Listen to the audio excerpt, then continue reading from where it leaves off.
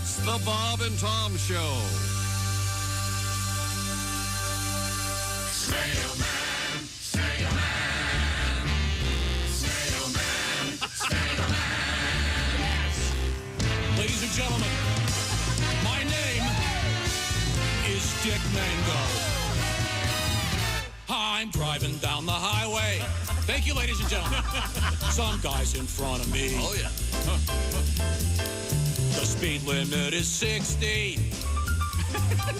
He's going 23. He's older than a fossil. I hope he doesn't crash. He's sitting on 2 phone books to see over the dash. He's Snail Man, Snail Man, Snail Man, Snail Man. Now I'm behind the hoopty. This driver's really stoned. He's listening to Snoop Dogg and talking on the phone. He's driving really slow. I wish I could get by. I'm sucking up his reefer. I've got a contact high from Snail Man, Snail Man, Snail Man, Snail Man. He was smoking a doobie-doobie-doo. If I had a big bazooka, I would blow him off the road. If my car was a steamroller, I would squish him like a toy.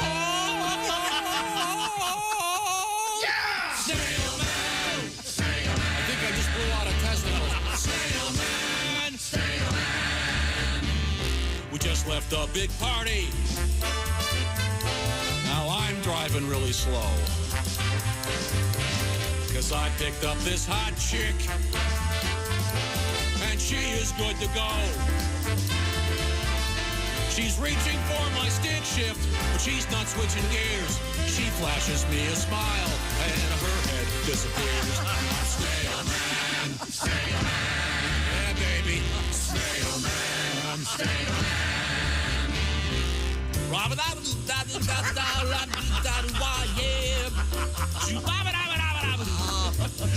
We got our hands on 10 and 2.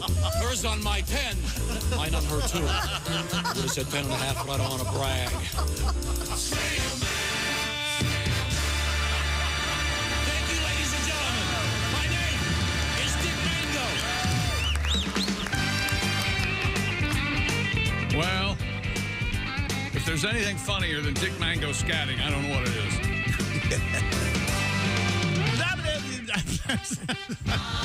What happened? I have no idea. Hello, it's the Bob and Tom Show. Christy Lee at the Silac News Desk. Hello. There's Pat Godwin Hi, chick. in the performance room. There's Josh Arnold steeping his tea. Hi, chickster. Ace Cosby's here. I'm Chick McGee. Hello, Tom. Testing. There we go.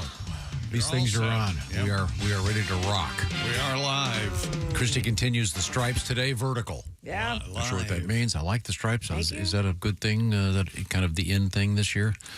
No, I just have a lot of stripes because I don't like florals, but I don't like all solid colors. They look very nice. That's in about all stripes. I got left. They look very good. Thanks. I'm happy to have you here. No, Well, as long as you're sincere I'm about happy. it, we appreciate it.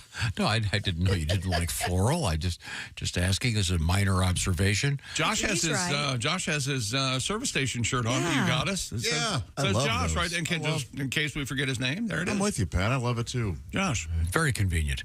Now, Well, I broke the mold. I should go home and change. Everybody's wearing a black shirt. Well, that's pretty don't much, like being much teased. how it is. Yeah. Although Pat is like a navy, right? Yeah, Is that dark blue, navy blue. Oh, I'm yeah. sorry. Old navy blue. to be Old exact, navy yeah. blue. Oh, you like the old navy? That's a good $3 store. shirt, probably. Yeah. remember we had the story last week about the Navy running out of pants? Yeah. I don't understand how that happened. It's a very specific type of trousers that are. Well, I got a very long letter about it. choose some others, okay? Well, I think they have to wear certain types of trousers. Yeah, it's a military thing. Okay? Well, yeah. Discipline, blah, blah, blah. I think it's maybe a practical. Who needs that? Sorry that I brought it up. Oh, your bed has to be made of fork. Shut up. This is why. You're not telling me. And this is why your military career did not exist, because you would have been at a place we call the Brig, I believe. I think my dad was in the Air Force, but I'm not sure. Oh, really? Does that make me a horrible son? I mean, there are many things you could choose from to make me a horrible son, but I should probably run that down, see what I can find out about that. Yeah. He's of the age that he would probably have. Yeah, because his joke was he was in during the big war, the big years, like 59 to 63 or something. You know, That's exactly what my dad was in. you know how yeah. you're Along with Elvis. you know how More or less peacetime post Korea. 41 to 44. No, yeah. Yeah, Dad served in Kentucky. The big years. Yeah. Well, they were ready. Yeah. What is it, Honda? Still important. We got up, we flew over North Carolina, and we had lunch. Yeah. Doesn't Han say something about that? Yeah. Well, he was a Marine at the ready. Had he been called? Sassy Marine. We have a couple of military stories actually coming up today. Some bizarre medical news and a couple questions we want to review, including, I know we're coming up later in the show, it'll be Sexy Time with Alli Breen. A survey. When is your sexy time? A survey. I found this really interesting. When I totally nailed it when they asked what time. Me totally. too. Yeah. I mean, Not me. No. perfectly. Really? Have you read it, Pat? I read it. Okay. Once again, Josh, it's the they did a survey of what specific hour of what day Sexiest time of the week. is the sexiest time. Oh, okay. And I nailed it. And I'm proud of you. that may be because we're parents. That may be one of the components of this. Josh is a single man. I imagine sexy time for you could be Anytime. pretty much any time. Yeah. I don't know. Yeah, I'm having trouble trying. I think I would get this wrong. Oh, really? You want Yeah, to I Want to take a guess? I'm going to say Fridays at 9 p.m. Close. kind of close, but the wrong day. Okay. Chick, you want to guess? I got, I don't know, right when the kids go to school. I know what mine is. When is yours, Beth? Thursday, 7:20 p.m. No, is it the same lady that cut your hair? Oh, wait a minute. Sorry. It would be awkward. And we'll find out what the answer is. Mm-hmm. It's very exciting, a very exciting survey. And I hesitate to mention this, but I think we have an update on Jim Dryer's swim. Oh. And it, Do we get to see the red line? well, it's not going well. He doesn't seem like he's advanced much since yesterday, to be quite honest. I looked at it last night, and it didn't. He looked like Do you he have was, the link to it and everything? Yeah, he was not all that far from. No, it's not even Grand Haven, Michigan. He's trying to swim to Milwaukee, and he might have gone in a circle at some point. That's the only thing can explain this. No. Just do a wellness check on him. Well, you guys... well, he has a team that can go get him at any given point if he hits the GPS. Once again, he's swimming solo. There's kind of it. Oh, That's it. yeah. Yeah, does it give you when that was last updated? I didn't want to get into it this far, but that's my problem, I guess. Okay, he's trying to swim from Grand Haven. This Oh, is there a- we go. This is at 3:30 this morning, as far as I know. Can you back that up so we can see? That's exactly what I have. Yeah. And then, That's yikes! it. Yeah. So he's about less than a quarter of the way. It would appear, and he's been in the water for more than 24 hours. Well, it's lined up. Now he just needs to make a left. He needs to make a on the left cell and phone or swim farther. Now, is there a guy out there with a megaphone and they're like, "Come on, you're not trying," stuff like that, or No, he's once again towing a this is embarrassing. towing an air raft. What's going on here? Yeah, there was What something. he's doing. Something happened at one point. It does kind of look like a circle, and then he backtrack.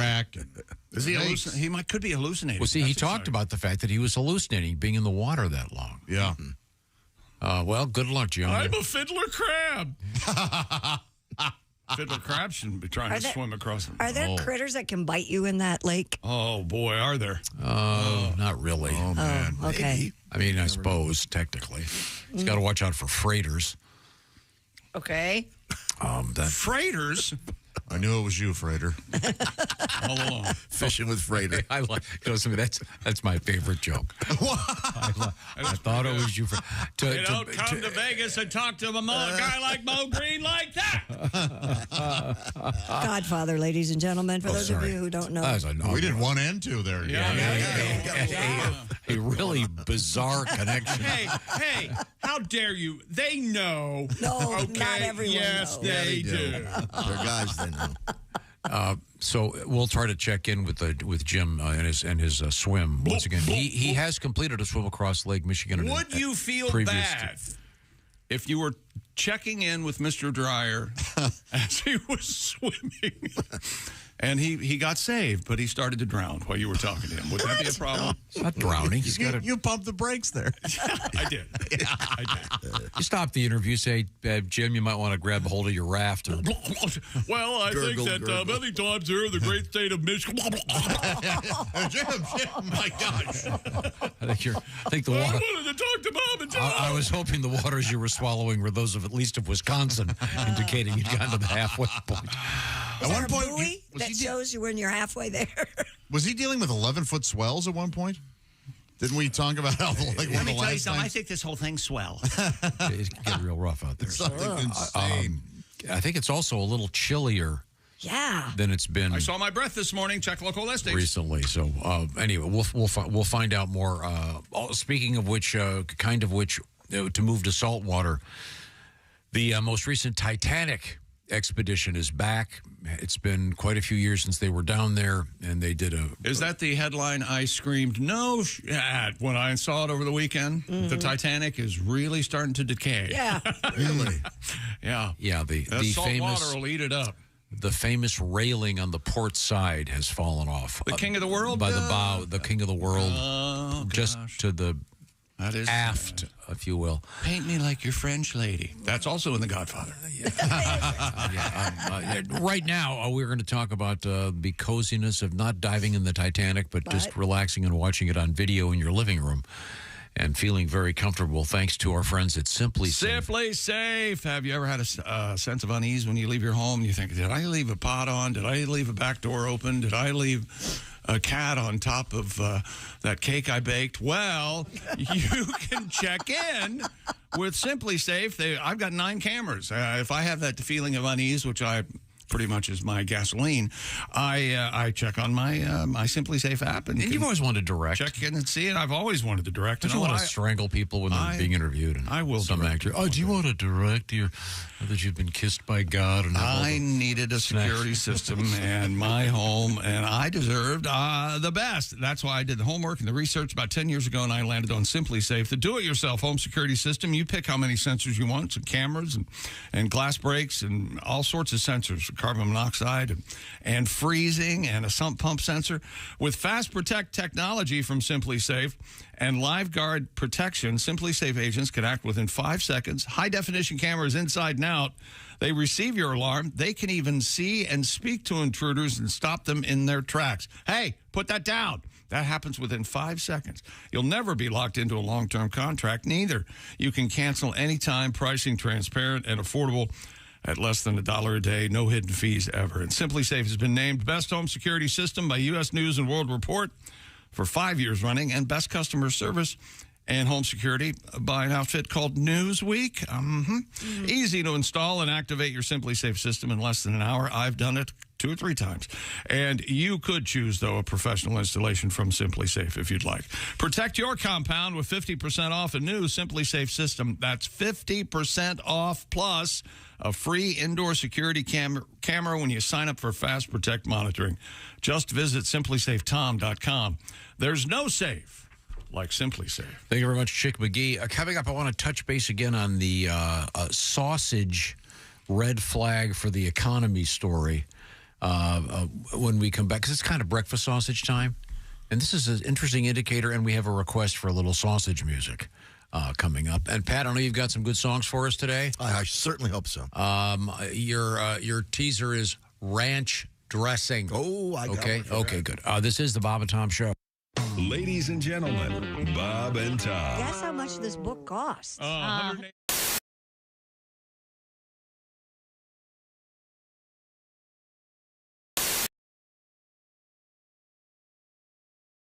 Ingrid, you're going to sing one of your tunes for us right now. Which one is it? I was thinking that would be a good idea. You just want me to do a monologue or something? Well, no. There's been some controversy that apparently there's this rap version of. Are you going to do what's going to happen here? I'm a little confused. Oh, okay. Well, yeah, all right. We'll have fun, right? All right. Sure. I just became so Staten Island. So, this is the song that was on the Old Navy commercial. So we've played it over and over and over again because it was the song that actually made it to radio. Mm-hmm. And so one day, I don't know, my brain just sort of went crazy and I wanted to do something different. And so I did something different and it sort of stuck because we need to change it up a little bit. So we'll do that version for you. I hope you like it. This is called The Way I Am, the remixed version. Okay.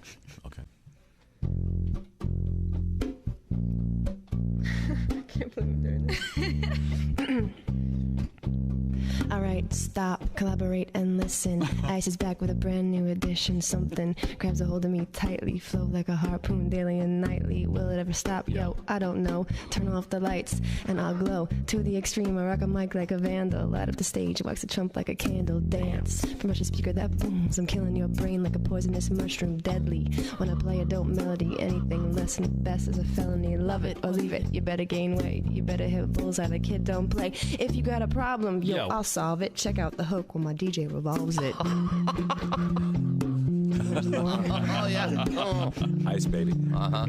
Well, he needs the money. I believe Queen gets it. Hey, don't hate. Don't hate.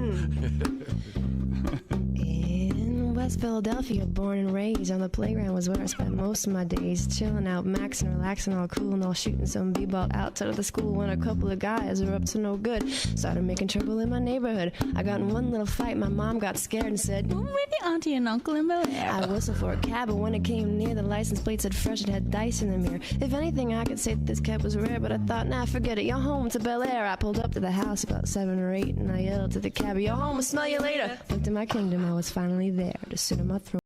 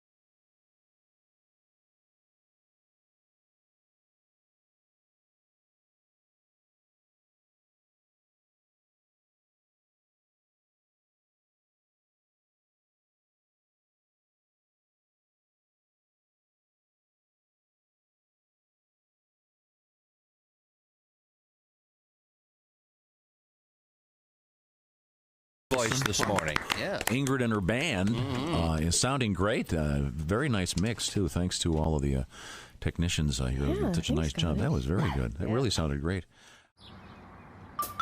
Is that Chick McGee? Why, it sure is.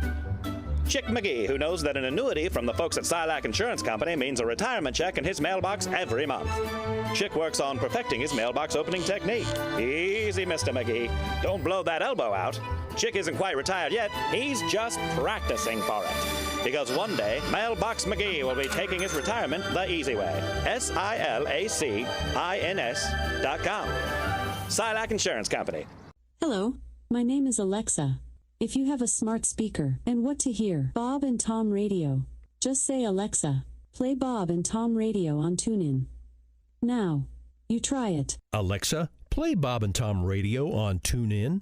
That's the first smart thing you've said to me since you took me out of the box.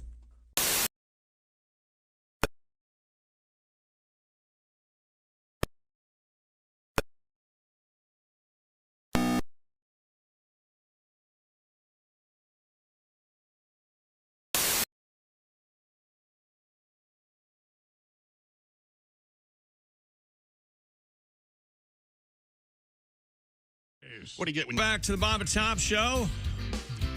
We're all here. Hello, hello, hello. Thank you very much. We had an unusual story a few days ago. I'm not even sure we touched on this, but I'll start with a little survey. Sausage, breakfast sausage, Chick McGee, Link or Patty? I'm going Patty. I don't care for the snap of the Link. I don't know what the hide on the Link troubles me a bit. Oh, I'll choke them down. But I like the Patty. Yeah, I really do prefer the Links. And no kidding. Yeah, there's something about stabbing it and holding it up and. Really? How do you feel about smoked? I like smoked sausage. Put it in front of your that's okay. crotch and stuff like that. Oh, that's way too tight. That's more of a kielbasa. Never come take a bite. Not a breakfast sausage thing. I think we can all agree on that. You don't have kielbasa for breakfast? You know what's good is those turkey sausage. That's what I get. Butterball. Those are pretty good. Smoked sausage. Yeah. You know what's really bad is when people on those Washington TV shows say where the sausage is made, and that bothers me. All of that bothers you. The optics, the traction. It all Quit bothers watching them. Yeah, that's an idea. The hack language that they use. Yeah. Disconnect. You mean disconnection? Let's see now. Josh, Link, Patty, does it depend? I like both, but if I had to choose, I'd go Patty. Really? Mm-hmm. Did you ever take a Link sausage with a fried egg and bust open the hymen on that yolk? I have done that. Yeah, sure. Satisfying, isn't it? Yeah, and then you get a nice yolky bite of sausage. I don't think I've ever referred to an egg yolk as a hymen. It's very commonly done in no kidding certain quarters. Yeah, Patty G. Oh, that's where you can't eat anything that's fun. When I could Link, Okay, no, don't they make? They make impossible. Don't they make vegan sausage? Yeah, I don't like those. It's not bad. Yeah, I think they make it. They sort of ground sorrow. That's pretty fun. The reason I'm bringing this up. There's another thing what they do with Waffle House, isn't it? What is that? Help me here, Josh. The Waffle House syndrome. Index? Yeah, that. That has to do with weather. Yeah. Right? Yeah, if they close a Waffle House, you know that the incoming tropical storm, hurricane, what have you, is particularly bad. Yeah. Because they never close Waffle House. Well, this is something new. This is from the Dallas Federal Reserve. Their Outlook survey. I'll quote here. They say, as the economy weakens, we're seeing a modest growth in the sales of dinner sausage. They continue, this category tends to grow when the economy weakens as sausage is good protein and a good substitute for higher-priced proteins. I guess they're seeing certain weaknesses in the economy. And I didn't know there were breakfast and dinner sausages. Well, I think your kielbasas and your smoked sausages are more dinner, maybe. Sure. Are you try and keep me from having a Bob Evans sausage patty for dinner? Go ahead, try. Well, I'd like to see you try. And we love doing breakfast for dinner. I love doing that. But this is overall. They're obviously looking at major trends in the United States, and they're seeing a certain softness in the economy. Which I think is kind of interesting. But we read that story a couple weeks ago and had a request, which I thought we would get to now. One of the few songs that is not a commercial message about sausage. So this is a song. This is a song about your wife. About my wife Dot. You know, she's a good-looking gal. Yeah. Oh yeah. She's she a is. big one. Okay. Well, you can say what you gonna say about my woman. You might not like the way she talks to the TV or the way that she chews her hair. You might be jealous of the polystyrene geranium she wears as a wrist corsage, but my woman sure can make good pork sausage.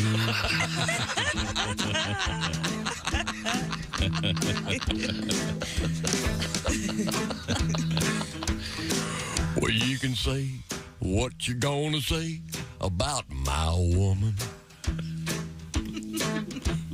Might be jealous how she stretches out her stretchy pants till the ligaments go pop. You might not like the way she punches the mannequins when she goes out to shop, but my woman sure can make good pork sausage. Okay. Pork sausage, it's a real treat. Just what a man likes to eat. Pork sausage, it's for me. Morning, noon, and after 3. Oh. Shut up.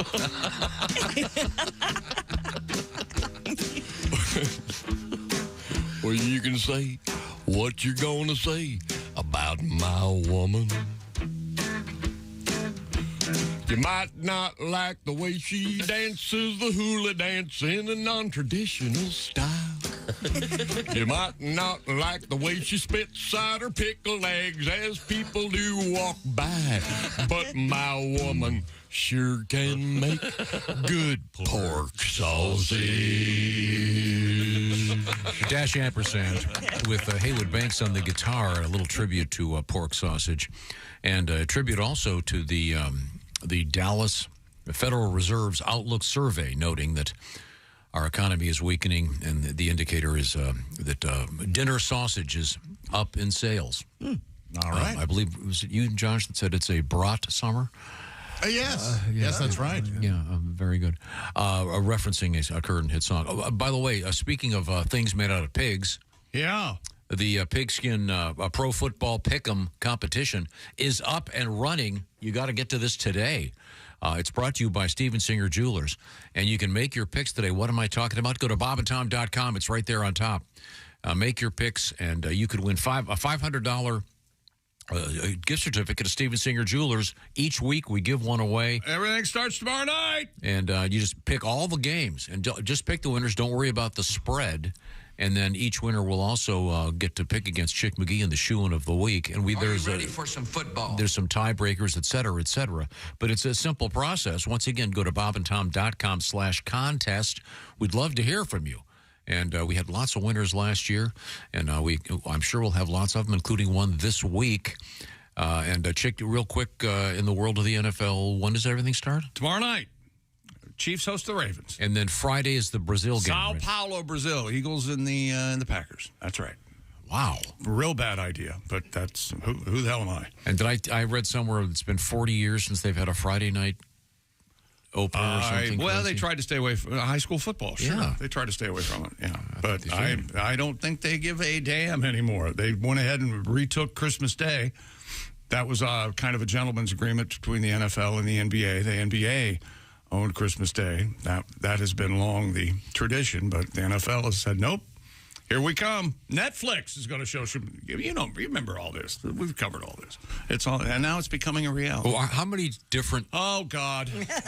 I tried to get through before he had how many different colors are there in NFL uniforms? I don't know. Oh, that's a good question. No, how many different places can one watch football this year?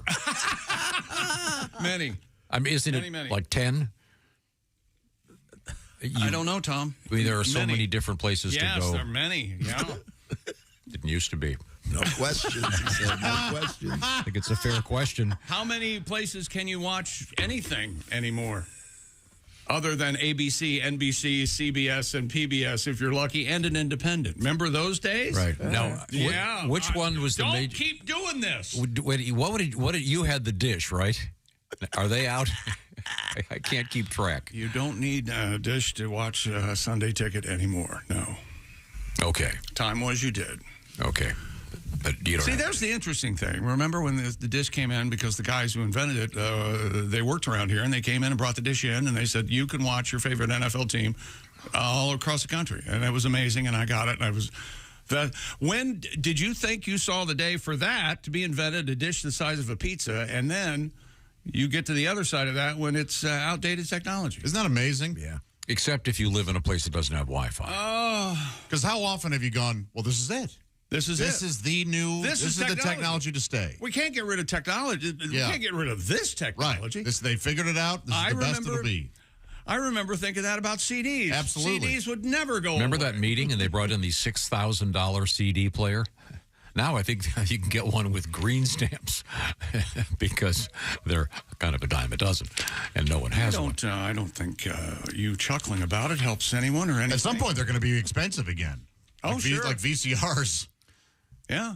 I bought, just for grins, I got a CD player recorder, cassette player recorder, vinyl turntable, all in one little unit. And it's not high quality, but it's kind of a fun thing to have.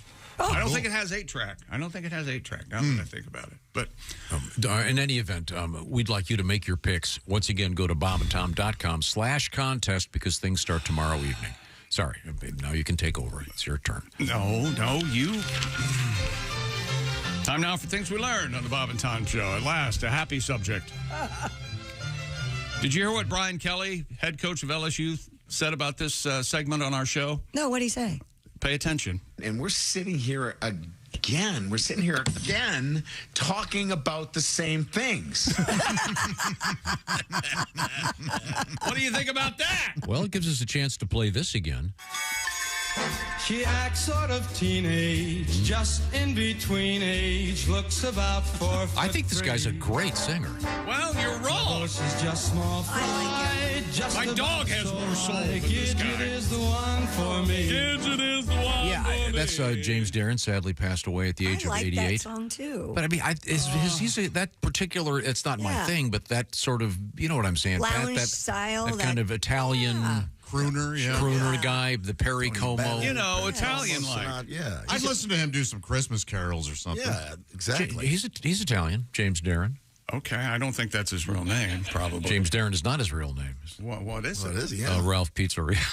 Ralph Pizzeria. That's a fairly Italian name. At last, something I can sink my Lloyd Lasagna. I don't know what his real name is. He's an Italian guy. Said that head of hair he's got. And A regular tomboy, but dressed for a prom. Would they name a character Gidget these days? Not if you do a deep dive on that name. Yeah, I believe. James William Ercolani is his. Ercolani. There you go. Ercolani. Erculani. But he's that particular type of singing. That guy's really good at it. Yeah, handsome guy. Had a big hit with "Goodbye Cruel World." I'm off to join the circus. Remember that one? It's a crazy title. Yeah, it was. I'm off to join the circus. He's really good at singing that type of song. He was. You mean like the Wiggles are good at their songs? Although it's horrible. Sure. Fruit salad. Yeah, Come I got on. it. Salad, baby. I don't know. The guy's no Kurt Yummy, Cobain, yummy. but Fruit salad. he lived longer. Anyway, what else you got over there? Tom cleaned his pool over the Labor Day weekend. We talked about that yesterday, but did not get in it, evidently. Is it full and ready to go right now? Yeah. All right. You got a cover? We're going to have an end-of-season pool party for You got to have a cover. You got to have a cover for it. Heated pool, right? Heated pool, right? You got a guy comes out. Why don't you have a guy comes out and takes care of your pool? That's why you're keeping that guy. He needs business. I got a guy that helps me occasionally, but I mean, you got to.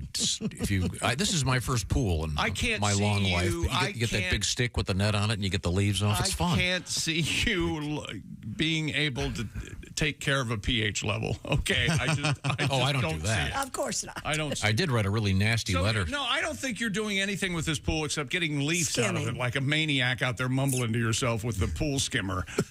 Well, I don't know why Chick's the way he is. Skim, skim, skim. I see another bug.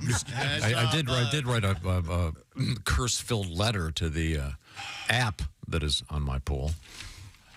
What's the? What do you need an app for? I don't know. That's what I was. My buddy has a pool, Marty in Austin, and he's got the app. He controls his hot tub and the skimmer is on. I just want to turn the lights on. Let me to go to the. It's impossible. Turns the light.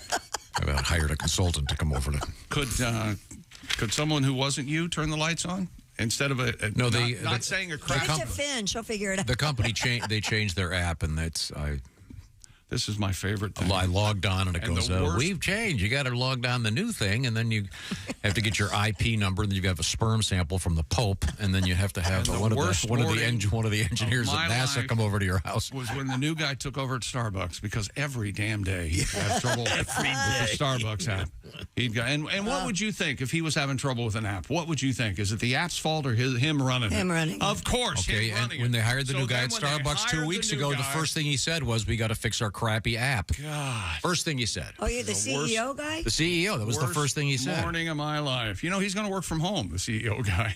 Did you read that? I did. Yeah. He's not moving to Seattle. He's hanging out. He's staying at home. Where does he live? You know what? He's got a nice pool, probably. Yeah, I bet he does. He probably has some guy come over that can turn the lights on and off.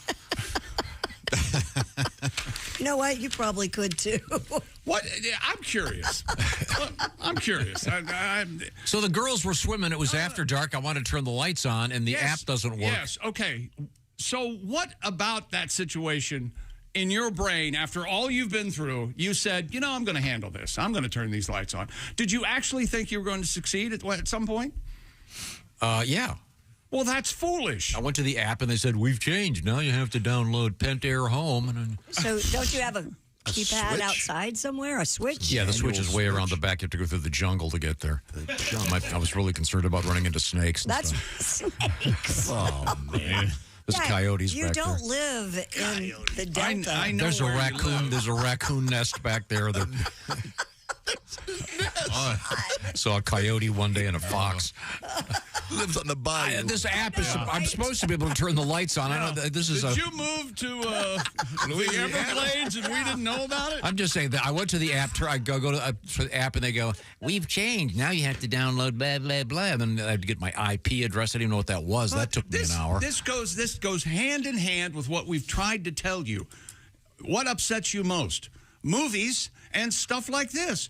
So don't go to movies anymore and hire someone that you meet in a restaurant like you do all the time. Have Kelly do it. She can do it. And run your apps and things and don't worry about it anymore. That way you can tell this person, hey, turn my lights on, amigo, or whatever the hell you want to say. After spending an hour trying to get this thing to hook up, I wrote them a really nasty letter. That'll do. Haven't heard back. But P.S. All I want to do is turn on the effing lights in my pool. Thought I'd hear back, but I didn't. No, your app will never work. I don't think I'd respond. You really wrote him a letter. I did. Thinking it would help. I was so pissed. Couldn't believe it. Did you ever get the lights on?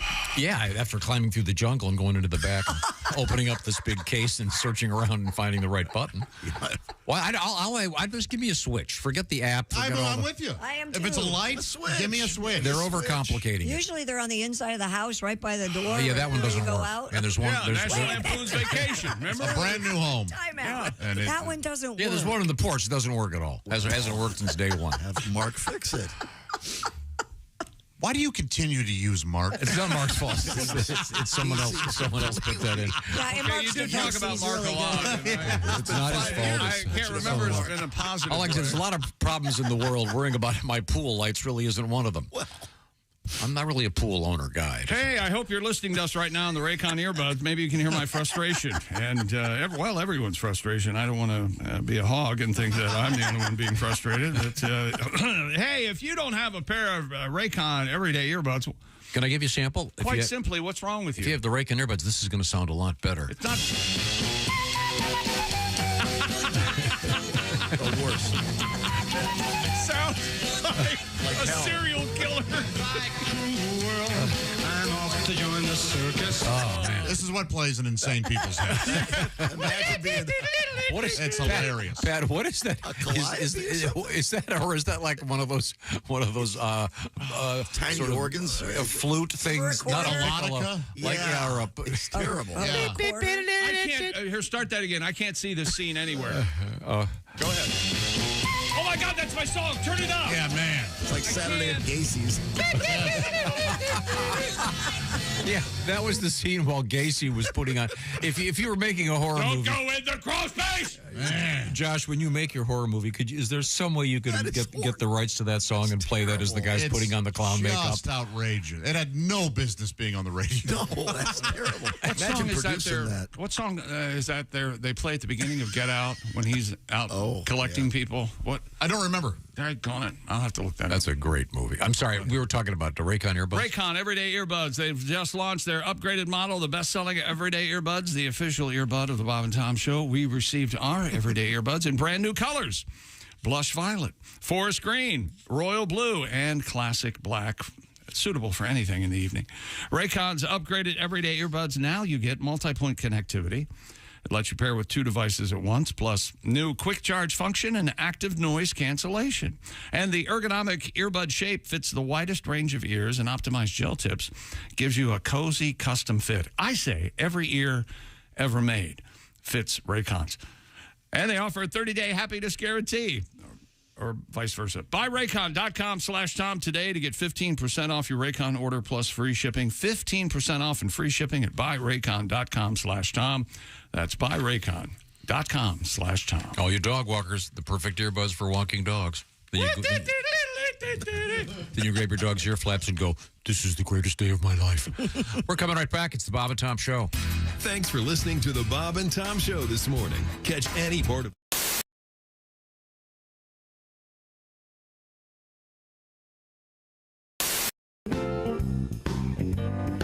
Bofa on the front. What? Bofa on the front. What are we talking about? D's nuts on the back. The new T-shirts. What do you think? What are they going to say again? Bofa on the front. And then on the back, D's nuts. And another T-shirt. Uh-oh. You're having chest pains. Wait a minute. Hold it. Wait a minute. Yeah, I'm fine. I do very well. But I don't know what on the back yet. What do you think? Are you recording this? Oh, there we go. Hey. There he is. We're talking to comedian Dusty Slay. And Dusty, I recognize you right away. You got a full beard, though. The stash is your trademark. You got the you're going kind of for the Jesus if he had glasses and a cap on look. Well, I can't be rolling around out here beardless. I don't need people seeing this chin, you know? I see. Great to see you, Dusty. Yeah. Great to see you. I'm pumped to be here. Dusty Slay is a great comedian, and he's got a Netflix special that, as they say, was just dropped. I'll speak English. It was just released. Yes. You can see Workin' Man, which got us talking about the band Rush, Dusty, when we heard the phrase Workin' Man. Well, I'm a little bit of a fan, and someone said that I might get a call from them about some copyright thing with the name, and I said, I'd love to talk to them. Let's do it. Well, you've got a tour going, and Geddy Lee has a book coming out, so we're even. Dusty has an interesting background. You were a working man there for a while. You had some real jobs. Weren't you a waiter for a long time? Oh, yeah. Well, I worked a lot. My dad thinks I'm still in high school. I don't think he thinks I've ever worked a day in my life. He goes, "What's this working man thing you're talking about?" But yeah, I waited tables. I used to work in Charleston, South Carolina at a restaurant called Hyman's, which is located on the same block as a restaurant called Sticky Fingers. And, I'm not making that up, just telling you where it is. I remember that. It's a seafood place. Hyman's a beautiful seafood place. We've been there, too. It's great. It is great. Yeah. And you were a waiter there. Were you a good waiter? I think I was pretty good. I had a little bit of an attitude problem towards the end, but I think I was good, People would come in there and they would ask for weird things. They'd be like, they'd be like, you know what? I haven't done this joke in a long time, and I even forgot the joke. They're like, these jokes are not on the special. I didn't forget any. They're like, what's a good wine with the fried catfish, And I'm like, I don't know, a Budweiser? There we go. It's a hot joke. It's a hot joke. Dusty, you have done a number of the late night shows. Do you remember what was the first one you did? Do you remember? Very first late night, I did Jimmy Kimmel, and I never tell people to go watch that one. I feel like that one was not that good. The jokes are great, but I don't know how to prepare for a late night at that point. But my first Tonight Show, very good. see. cool. Well, let me ask you this. Since you've said that the Kimmel event did not go well, why don't you share? What was the first joke you did on it? Do you remember? Well, I did a joke, trailer park joke. I said, I grew up in a trailer park. We had a lot of fun, but I'm not sure why they call it a park. You know, there were no rides in there, no water slides. We had like an occasional slip and slide or like an old tarp with some Dawn dish detergent. We put our slip and slide over a tree root one time because we was going to jump it. And that's not how that works at all. I like that very much. I hit that tree root. I just got up and got a job, you know? Hi, it's Tom from the Bob and Tom Show. Miss some of the show? Become a Bob and Tom VIP and subscribe to the audio and video podcasts. The Bob and Tom Show, on air, on app, and on demand. I tell you, I am single now. This came up. We'll talk about it more later. I'm sorry. You're not going to be able to stop me. It's come out. But I tell you this much right now. I am trying to talk to girls. Yeah. And I'm young. I can talk to young girls. You ever looked at a young girl? They're great. They're great. Yeah. Sure. You ever talk to one? It's like torture. It's like having a conversation with a baby, except babies don't have dumb ideas yet. It's like if my nephew all of a sudden was misinformed about politics and had dumb dog stories. It'd be like I was on a date with him. They don't even know what to say, but I'll get to the naked picture in a second. I was talking to a girl. We were at a place that has pool tables. I go, hey, do you play pool? And she goes, I had sex on a pool table once. Oh, wow. That's a weird way to say you don't play pool. I don't even know how to respond. Was it a league? What is that? How do I go to that?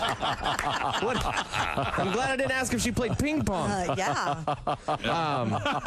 But that pictures thing. Yeah, you got to be careful who you send naked pictures with to. these young chicks, they'll send naked pictures. Yeah. You can do it. You don't even have to. I was just texting back and forth with a girl, and she's like, hey, I like you or whatever. And you want to see some good pictures? Hey, yeah, semicolon, close parenthesis, I do.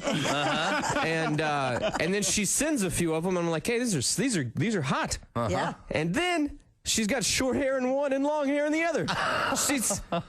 They just keep them on file like W-2s. From now on, send me your boobs and today's newspaper. I want to feel special. See them with today's headlines. Yeah. You want to know that they're fresh.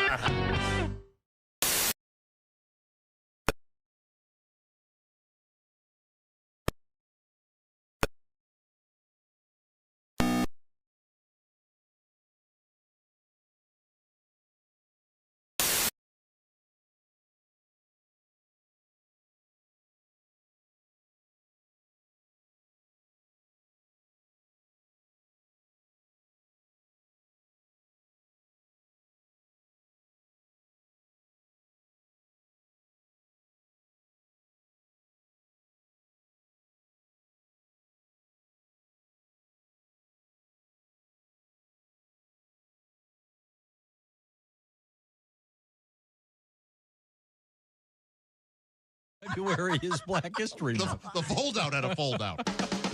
Bob and Tom in the morning and highlights all day long. The Bob and Tom Show. Up here. Hey, welcome back to the Bob and Tom Show. Hello, hello, hello. Hello.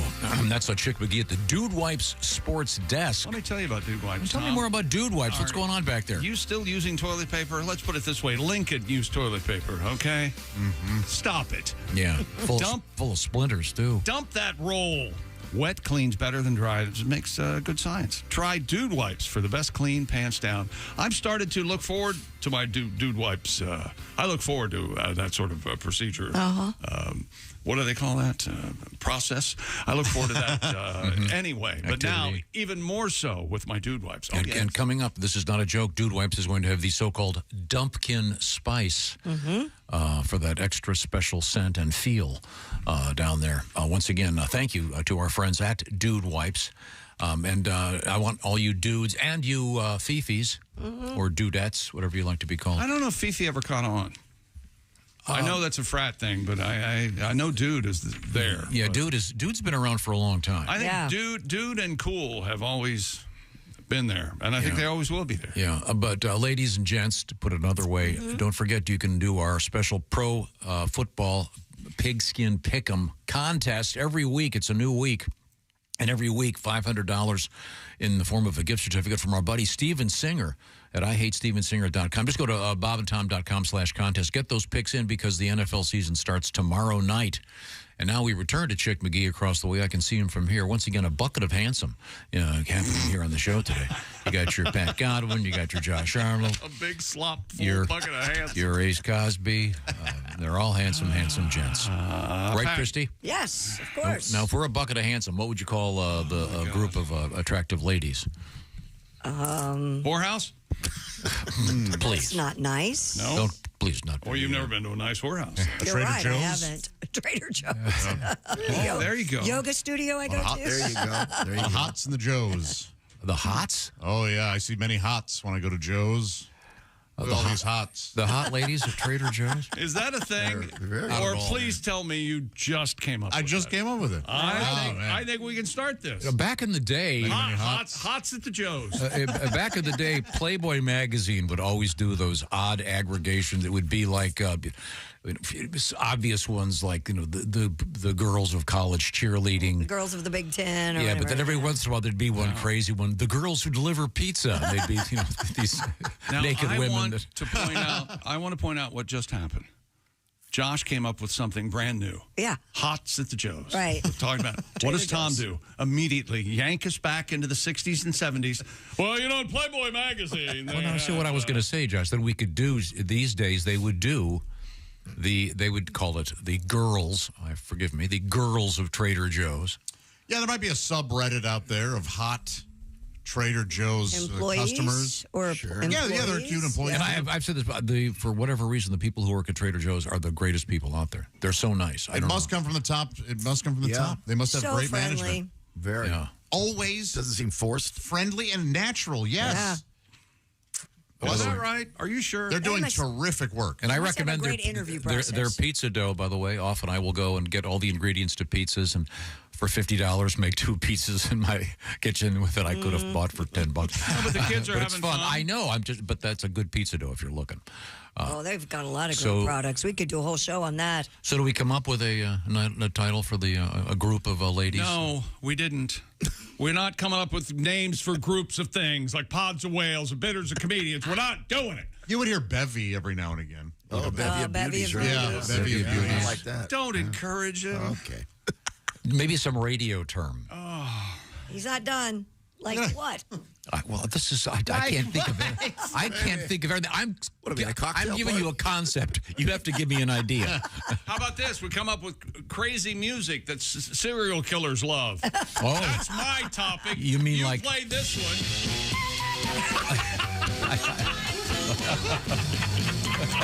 Imagine being in the car and hearing that. Man, oh man, that's gotta be the champion. we have to now. We have to make a movie about a killer clown. But this is Run Rabbit Run by Flanagan and Evans, I think. This well, here you go. On the farm. Oh, yeah.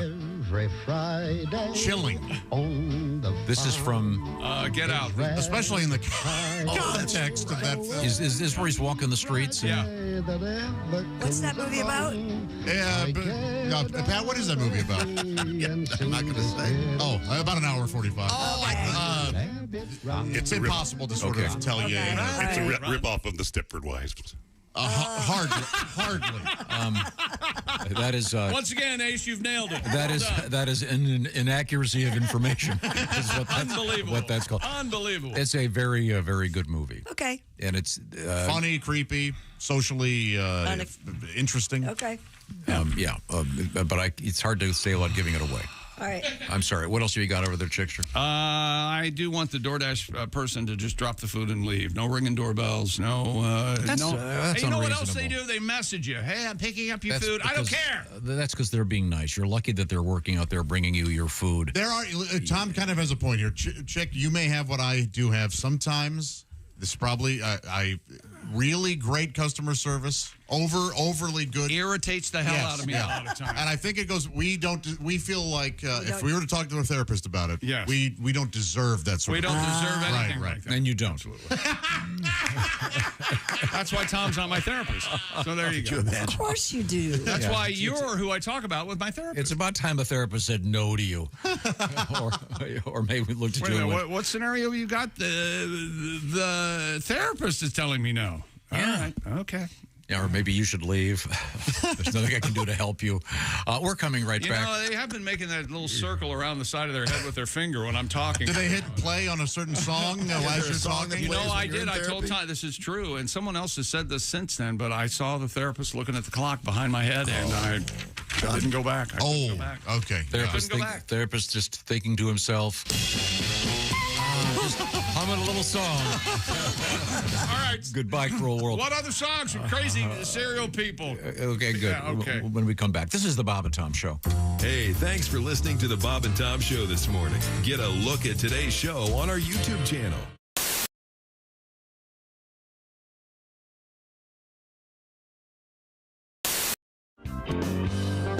Now, are you an iPhone guy?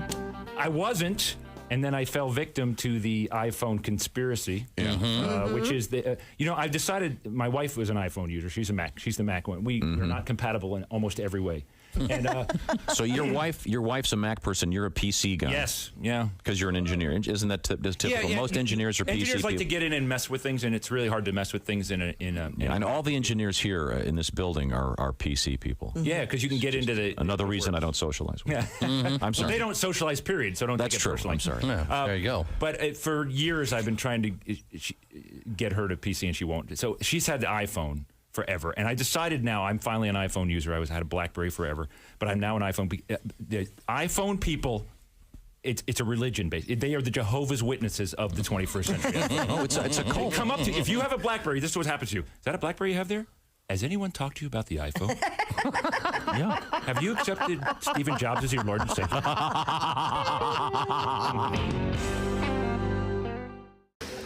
I do like porn, but I'm going to ask you guys a favor. We get a lot of emails sent to the show.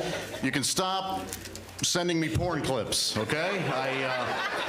Thanks, but no thanks. I appreciate it, but I'll be honest, I want to find my own porn, okay? T-Rex doesn't want to be fed. T-Rex wants to hunt. That's...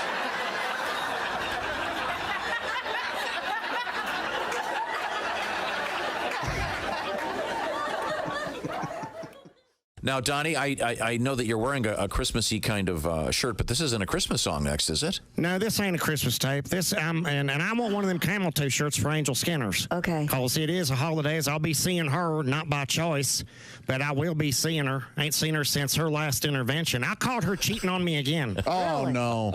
The first time, it's because, this time of year everybody does little sweet whispers, and I was nibbling on her neck and noticed her earlobe smelled like her bare feet. Well, we never did missionary, so I bust her fair and square. But then 2 weeks ago, we get back together, and I thought it was going to be another chance. And I caught her, and this time I have hard evidence because I found tonsil stones. Really? In her panties. Oh, boy. Not just 3 or 4, chick. I'm talking enough to make a decent trail mix with. Oh, yeah. Oh, jeez. So I was like, it's been going down on you, John Coffey from the movie Green Mile. Swear to God. Remember when he had them pop rocks? Yes. Oh, yeah. Nice reference. I remember, Donnie.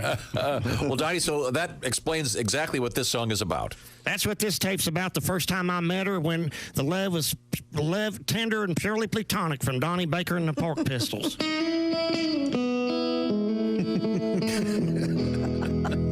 my God. Is he going to cry?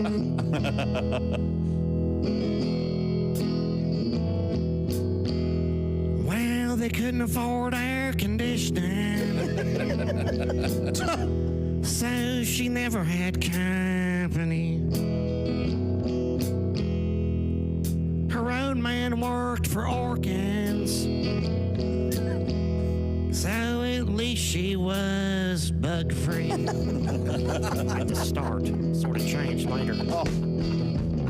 I miss her. I miss how even her air fresheners in the car smell like white rain. I swear to God.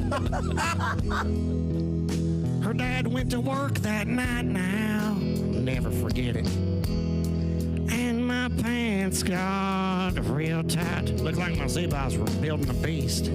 She gave a sign for the bedroom. And I knew it was gonna be my night, alright. And then I porked an angel. Right between her two wings. Then I porked an angel. Crash. Scanners is her last name. But see, we didn't have no rubbers. Not even a wet nap. I mean, none that I ever seen. But I saved the day. I just used her covers like a hoodie. Now she blames me for their static clean. Slow down. Let it simmer, Dusty. Just a whore named Angel. Yeah! Here's why I like soccer now. I love to see our soccer team lose, not because I'm against them, but because I love to see the look of disappointment in all these fake bandwagon fans. I was in the airport when Landon Donovan and the boys lost. And people were in the airport crying. And everything. We're just so proud of them. We love our soccer team. Really, name 3 players. How true? Just say you like soccer. First of all, we shouldn't even have a soccer team. We should have soccer players, but our national team's only function should be to go to other countries and allow them to stomp us because they can't beat us in anything else. We go to every other country. We take their best athletes in all their other sports. Soccer is the only thing they still have a shot at beating us in. Why would you steal that country's joy? We still have fun. We still have porn and other things that make us happy.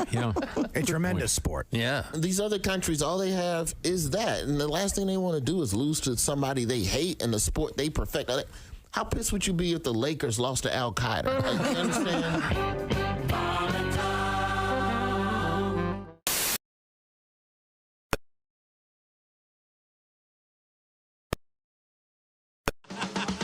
and Tom in the morning and highlights all day long. The Bob and Tom Show, weekday mornings at 6 a.m. Eastern on Bob and Tom 24/7.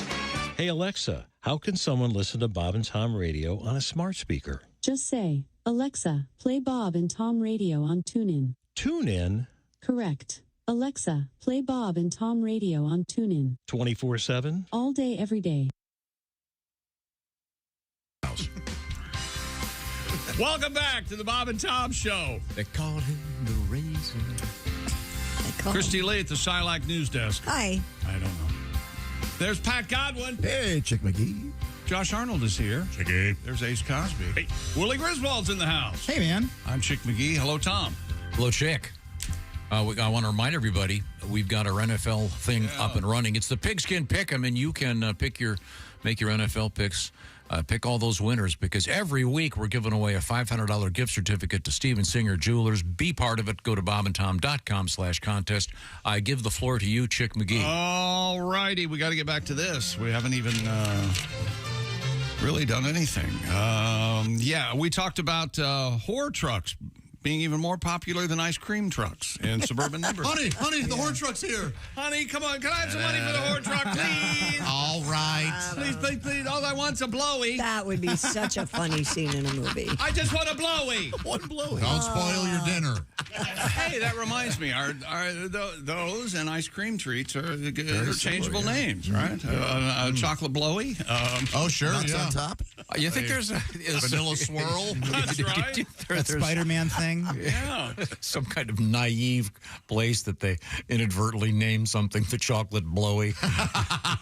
Maybe. Just like a sweet old couple has no clue. Well, people ask me about this show and they say, Chick, have you ever said anything that you immediately regretted? And I would like to add what I just said to the list. Sorry. James Darren passed away, and we heard about his really big time song. That he was a fine actor. He worked. He was the king of mediocrity. Was that T.J. Hooker? The most mediocre television show ever made. No, well, not T.J. not Hooker most. was He was good, right there in though. the top 10, I would guess. He was in, let's see, he played Moondoggie in Yeah, the Gidget Gidget. series. Here's But another. he was working. He was working, and he did. What was he in the Star Trek? One of the Yes. Deep Space Nine. iterations. And a good singer. Here's more crazy music. If you go down in the woods today, you're Very crazy. surprise. This is classic. That ancient cartoon of the skeletons and I bet many you don't know what the name of this is. Oh my gosh, that vocal. Is it Teddy Bear's Picnic? That's the Teddy Bear's Picnic. The day the teddy bears have their It's like a Rudy Valley kind of thing. So you're saying you'd be playing this while the Chopping up the something. killer clown is burying the body? That's right. Yeah, this is somebody making a skin suit in the basement. I think the James Darren thing is more of a skin. Well, let's compare, contrast and compare. I think you hear this, you're thinking guys burying a body.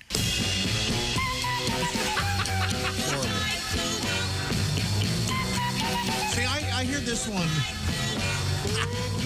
Don't you? Do you? as Sane Man finally snaps. That's not what a psychopath listens to. That would go well under Jim Carrey in the one where he plays the state trooper. Yeah, Me, Myself, and Irene. Me, Myself, and Irene. He That- loses it. This is a dad who's finally he has a birthday party for his kid, and everything's going wrong, and finally the backyard's on fire, and and the camera does that vertigo shot, and that song starts, and we know he has lost it. Yes. Does that mean that he set it on fire? No, it means finally, but now he is going to. Now he's all bets are off. Yeah, because the one you played is kind of overtly creepy, whereas this one is just the opposite. Kind of that's pleasant. It's it's not. meant to be kind of happy, but it sounds dark. If you were producing that, you would have been the producer that said more shrill. We need it more shrill. Yeah, but I think Josh has nailed it. It's trying to be this song of a certain type, but it would be great for a lunatic to be playing. Yeah. With This is like what David Lynch plays for a first date when he brings her home. Like, hey, why don't we listen to some nice music? He goes into the room, makes her a green drink. Here, have this. No, David. Elvira taught me how to make this. Don't fight it. It's only going to get worse. Don't fight it. Now, speaking of drinking, Christy, Yes, sir. I'm trying to remember if this actually happened or if I thought it happened. What? Were we talking on this radio show about if you have a small party, you're supposed to have a themed drink for everyone? We have talked about that. I felt like it was off the air, maybe. I don't know about a small party with a themed drink. I know that it's really common now at wedding receptions and at showers, bridal I saw showers. one that I loved, and for the girl, for the bride, it Yes. was like this French martini with prosecco, and then for the guy, it was just a shot and a beer. Yes. And I really enjoyed that. That's very common now. Oh, that's what the story was. Right. That people, that's exactly what it was. Yeah. At weddings, they're having Wedding reception, they'll have a bride and a groom special. but they're separate ones. Yes. Right. Oh, that's fun. I haven't seen that yet. I look forward to it. Yeah, I look forward to that. This is the bride's drink? So do you go up and order, I'll have the bride? Yes. It's usually like, literally, it's almost always a French martini for the bride and like a Manhattan. French 75, yeah. Yeah. Mhm. And then the other thing is some of these events that I go to or help plan, they'll have an event drink as well. Like oh, Lord, really? Special. Yeah, the signature drink. If we have to go to whatever events, the drink is hemlock. I honestly, yeah. Have I ever invited you? And when No. you said an event, I honestly got a cold chill when you said it. Really? Event. I go to them all the time. Christy's the only one. You're the only one. The only one who really socializes. Yeah, that's why I don't know how I get there. You never go anywhere. No, well, neither does Tom. Josh really doesn't go anywhere. Right. I don't go anywhere. Well, no one. Yeah, that's right. Tom. So, now, Willie, have you been dragged to any events yet with your girlfriend? Yeah, for sure. But I don't say I'm getting dragged. I think it's kind of fun. He helped me a couple times. You love going to. Yeah, it's okay. It's not so scary out there. You talk to it's people. fun. I don't know. They're nice to you. No, I don't know about Get that. free drinks. Yeah, I'm with your dad on this. You never know what might happen. Now, if you were going to do something, what would your drink be? Maybe a shot and a beer. I think is fun. What kind of beer? You do something exotic? Miller High Life or Spotted Cow? Probably not that exotic. If you think that Spotted Milwaukee, Cow's kind of exotic. Yeah, if What is- and I don't- Racine is exotic, then yeah. What for is sure. Spotted Cow? Help me. It's a beer that's only available in the state of Wisconsin. We've talked about it plenty on here. It's by a brewery called New Glarus Brewing. Oh, okay, right. And I'm totally with the. I mean, I'm a French 75 girl anyway, so that would have been my drink, no matter what. Okay, you lost me there. What's French 75? Well, it's made a whole lot of different ways, Yeah. but usually it's an elderflower liqueur with Prosecco and lemon. I feel like I'm at an event. Yeah, someone give me a vodka soaked butt plug. What? I'm not afraid Gin, of course. Going to events because of being around other people. You know that theory that when you're standing next to a cliff, some people are afraid of falling, but a lot of people are afraid because they'll jump. Right. That's the fear. I have that, and I have that with events. I'm not afraid of other people at events. I'm afraid of me at an event ruining it because I think I might have a little. Yeah, I have the tendency to go. If I'm at that event, I will ruin it somehow. Someone's going to. So, anyways, if you would like to come over and you'd stand up, you'd go over to the table and flip it. Over. Yeah. Or I'll push a grandma down. I can't. Yep. Because Get out of here. At heart, I am a chaostician. I just want to watch the world burn. I want to see you. I want to see you shoulder dancing at a wedding. That weird little that song turns on, and you're just real slow with it. You're real subtle with it, and then you're full body Paul Cawthon standing up. I do love weddings. I do love receptions, and I like dancing, and I like laughing with everybody. No, wait a minute. We can expand on this idea. Take a old-fashioned boombox. Yeah. Have your favorite Paul Cawthon cocaine song in it. Walk up to the bar and say, "Could you give me the entire bottle?" Hey, how you doing? What's the bride's drink? I don't care.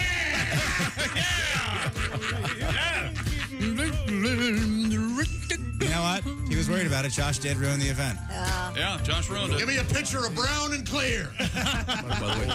Have you ever ruined an event? Have you ever lost it? No, I haven't. Fine. I have. The party night? Have you ruined it as the party night?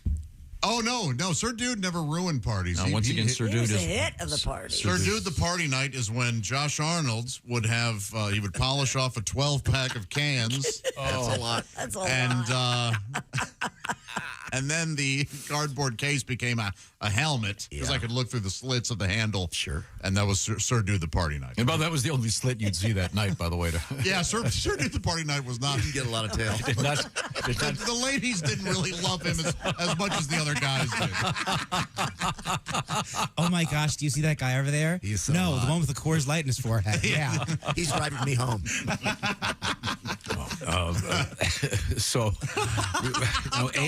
Ace, if you were to have some kind of an event, a wedding or whatever it might be, would you have a drink for everyone that you would, like a themed Ace Cosby, the special?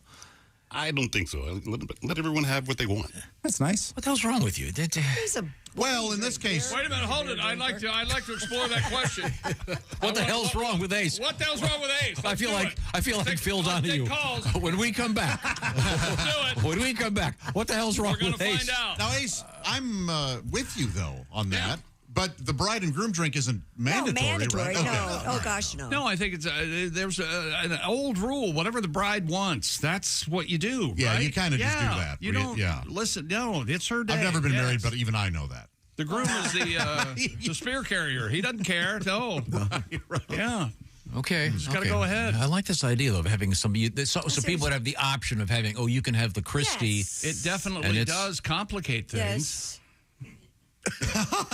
But I mean, it's kind of makes it kind of special. You don't have to have the signature drink. It's just offered up. So your wedding's not special enough? Well, I remember the day we were married, but that's all I remember. We didn't have a special drink. I guess we'll have to get divorced. I guess. Who's this talking? 1, 2, or 3. Well, it's a mixture. I'm here for I you. should have left. Let's go to commercial. Every day I tell myself this: leave when you first think about it. That's what I tell myself. Let's talk some football. Willie G, what's happening over there? Chick, I can make you happy because football season is here, and Prize Picks is the best place to get real money sports action while watching football. We all know how season-long fantasy takes up so much time, but on Prize Picks, you pick a new lineup every day. The app is easy to use. Pick 2 or more players across any sport. Pick more or less on on their projection, and you could win up to 100 times your money. This weekend, I'm going Jonathan Taylor, more than half a touchdown, and Kyler Murray, nailed that one, Kyler Murray, more than 24.5 rushing yards. On Prize Picks, you can cash out even if the lineup isn't perfect. All withdrawals are fast, safe, and secure, and Prize Picks is the only daily fantasy app with injury insurance. If one of your players goes down in the first half, Prize Picks doesn't count it as a loss. Just some of the many ways Prize Picks puts its members first. Download the Prize Picks app today and use code TOM. That's right. Tell them my old man sent you. Use code TOM to get a $50 credit instantly when you play $5. That's code TOM on Prize Picks to get $50 credit when you play $5. You don't need to win to receive the $50 bonus. It's guaranteed. Prize Picks, run your game. Must be present in certain states. Visit prizepicks.com for restrictions and details. All right, have some fun. I was talking to a friend of mine yesterday. Prize Picks is awesome. I'm just getting into it, just getting started. So give it a shot. This will make the season that much more fun. Fun is the key here. Have a little bit of fun. When we come back, what's wrong with Ace? And other delights, including interesting survey. What is the best, in reality, sexy time for you? Date and time, please. This is the Bob and Tom Show. Ladies and gentlemen.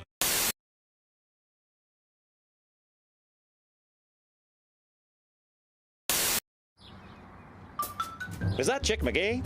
Why, it sure is. Chick McGee, who knows that an annuity from the folks at Silac Insurance Company means a retirement check in his mailbox every month. Chick works on perfecting his mailbox opening technique. Easy, Mr. McGee. Don't blow that elbow out. Chick isn't quite retired yet. He's just practicing for it. Because one day, Mailbox McGee will be taking his retirement the easy way. SILACINS.com. Silac Insurance Company. And I asked Frank if he could sing, and the answer is not really. Probably correct. But I thought if we provided you with some great song lyrics, the song Piano Man, you could perhaps go through this with your various famous people doing it. And I have a random list here. So I hope this isn't unfair, but let's just try this right now with the lyrics to Piano Man. Ladies and gentlemen, it's comedian Frank Caliendo. I'm sorry, it's John C. Reilly. Oh, I think I could probably sing this one. It's 9 o'clock on a Saturday. The regular crowd shuffles in. There's an old man. It's better than you thought it was going to be, isn't it? Sitting next to me. How about nice, John? How about Morgan Freeman? To his tonic and gin. He says, son, can you play me a memory? I'm not really sure how it goes, but it's sad and it's sweet, and I knew it complete when I wore a younger man's clothes. How about Tracy Morgan? La da da da da da. That would have been better as me. Da da da. Okay, Paul Giamatti. Sing us a song, you're the piano man. Sing us a song tonight. Well, we're all in the mood for a melody. And you've got us feeling all right. Adam Sandler. Here we go. John at the bar is a friend of mine. He gets me my drinks for free. And he's quick with that joke. Would I light up a smoke? But he's someplace and he'd rather be. Okay, Jeff Goldblum. He says, Bill, I believe this is what? It's killing me. There's a smile right away from his face. Well, I'm sure that I could be, a movie star if I could get out of this place. Yeah. But John Madden.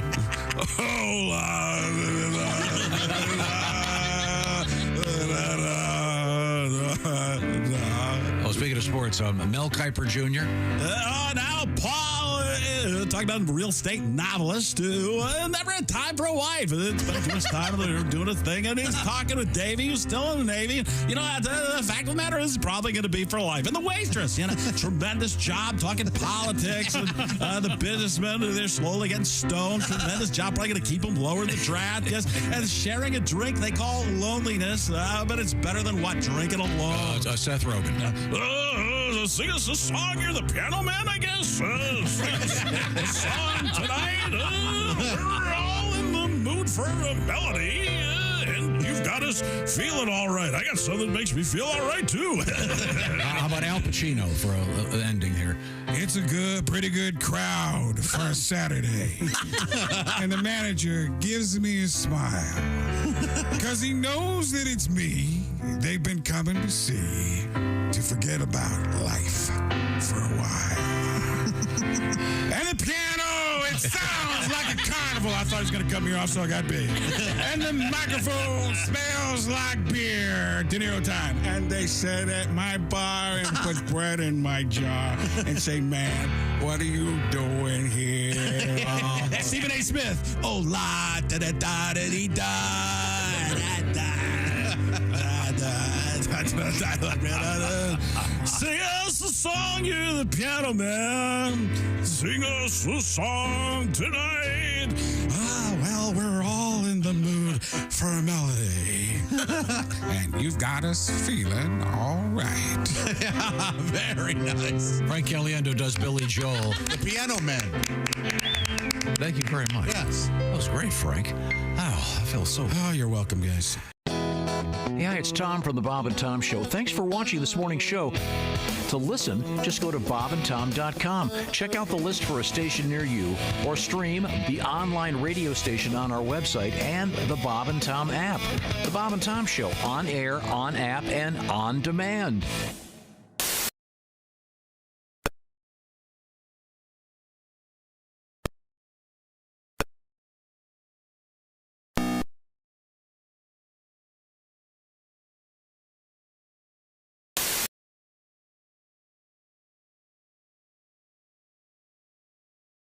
Day mornings at 6 a.m. Eastern on Bob and Tom 24/7. Attention Fergler shoppers and Bob and Tom listeners, this is Ernie Fergler. Tomorrow on the Bob and Tom Show, you'll probably hear the kids back in... Hey, welcome back to the Bob and Tom Show. Oh, I like this song. What is this? This is Harold Faltermeyer. Harold Faltermeyer. It's music to type by Billy and the Banana Boys. Life is a fruit. Hey, welcome back to the Bob and Tom Show. Hello, Tom. Let's do a quick survey. That's Chick McGee. I can see him. We're talking about the bucket of handsome today in the room. Oh, shut up. Some extra handsome. There's nothing worse than you trying to drum up a fake compliment. That's the worst thing you do. It's a bucket of handsome, then it's a shot of cute, because I'm the only girl That makes here. sense. A shot of cute? You're not helping. Oh. Maybe a dimple of cute. How about that? Christy, famous for her one Do dimple. dimples, do you start calling them dents when you're my age? Not at all. They're always dimples. They're always attractive. Hey, I can't reach her. Can you dent her for me, John? They're always attractive. What I was going to say was the Dude Wipes Sports Desk is the place you'll find Chick McGee. And then as I look to my right, I see Christy Lee at the Silac News Desk. Yes. I back up and I see Willie G across the way with a very handsome hoodie. Thanks. That is a nice color, too. This is from the archives. Haven't worn this maybe in a year and a half. Hey, it is the season, huh? Yeah. You guys I missed like it. You know, you're going to find this hard to believe. I actually own a hoodie. Oh, you do? No. Well, it's for swimming. It's a swimming hoodie. Yeah. Never heard of that. So it's a Doesn't that lend itself to drowning? No, it's made of. It's designed for being in the beach, so you don't get the back of your neck all sunburned. Kind of an Aftco fishing hoodie type thing. Like an assassin on like an Irish fishing town. What color is it? It's a weird look. I mistakenly got the black. Yeah, that'll. Yes, I'm going to get a white one. I think you need a cream. Get an aqua. Don't get white. Kind of aquamarine. Yeah, get a nice color. Can you get patterns? Like a powder blue. Oh, yeah, you can get patterns. You don't want an Get yourself a powder blue. Willie, how long have I been your dad? You've been I guess 31 years. Other than that one Hawaiian shirt, have I ever worn anything that was not a solid color in your memory? No, you have a weird Jerry Garcia tie that's colorful. Oh, I love those Jerry Garcia ties. There we go. What happened to the salmon shirt? That was always my favorite. I think the that's big in Sam's salmon, basement. like, it was all over it. Yeah, that was a cool shirt. Yeah, But it was. now I've got to continue my survey. Let's see. Josh Arnold's right over there. I can see him. Yes, sir. What would you like to know? Well, we had a meeting about you doing this. Well, doing what? Taking 20 minutes to introduce the show, sorry. and then we have to come back. And Okay. You not remember that? What was the survey, though? Who's who and who's here? Oh, jeez. Yeah. So Chick was right. If we don't be careful, he's going to go, this is like a wheel now, sitting at the northeast corner, and then the whole show's blown. Left to right. On the east corner, it's Ace Cosby. Okay. And we're not going to do what's wrong Once with an Ace hour, today. that was it. Okay, very good. Okay. What have you got over there?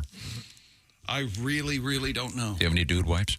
I do have. I'm at the Dude Wipe Sports Desk, and I will tell you that Francis Tiafoe has reached the U.S. Open semis for the second time in 3 years. His quarterfinal opponent, Grigor Dimitrov. Yes. He's the premier of a country in Mission from Bolivia? Impossible. No, Grigor Dimitrov. He's got to be in Russia, Serbia, Ukraine. I beat you with the racket. Ukraine. Take my racket. We hold three fingers up different in Ukraine. Oh.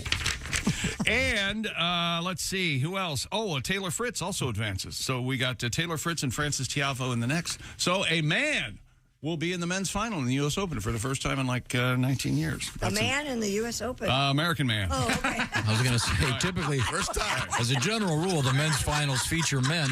Although, hang on. I may be. Well, you got to be careful, Tom. Yeah, I mean, when Renee Richards was playing, there'd be tennis without balls. Blah, blah, blah, blah. you'd have an argument. I think it's a perfectly valid citing of a legendary figure in tennis. I'm not being critical in any manner whatsoever. Dick Raskin. Tennis without balls. No, there was a Dr. Dick Raskin became Renee Richards, famously one of the first people to go into the trans universe publicly. It was trans universe? Yeah. It's I'm not not sure Marvel. Yes, I don't know. They've kind of dabbled. Actually, to your father, Marvel's more real. There's a certain delicacy of language. I'm trying not to offend anyone. That's just No kidding. a true And yet fact. you still do. I How think is it's that possible? One of the first people to publicly transition, maybe, is what you're looking for. I think people would be shocked at how not offended trans people are at what we breeders say.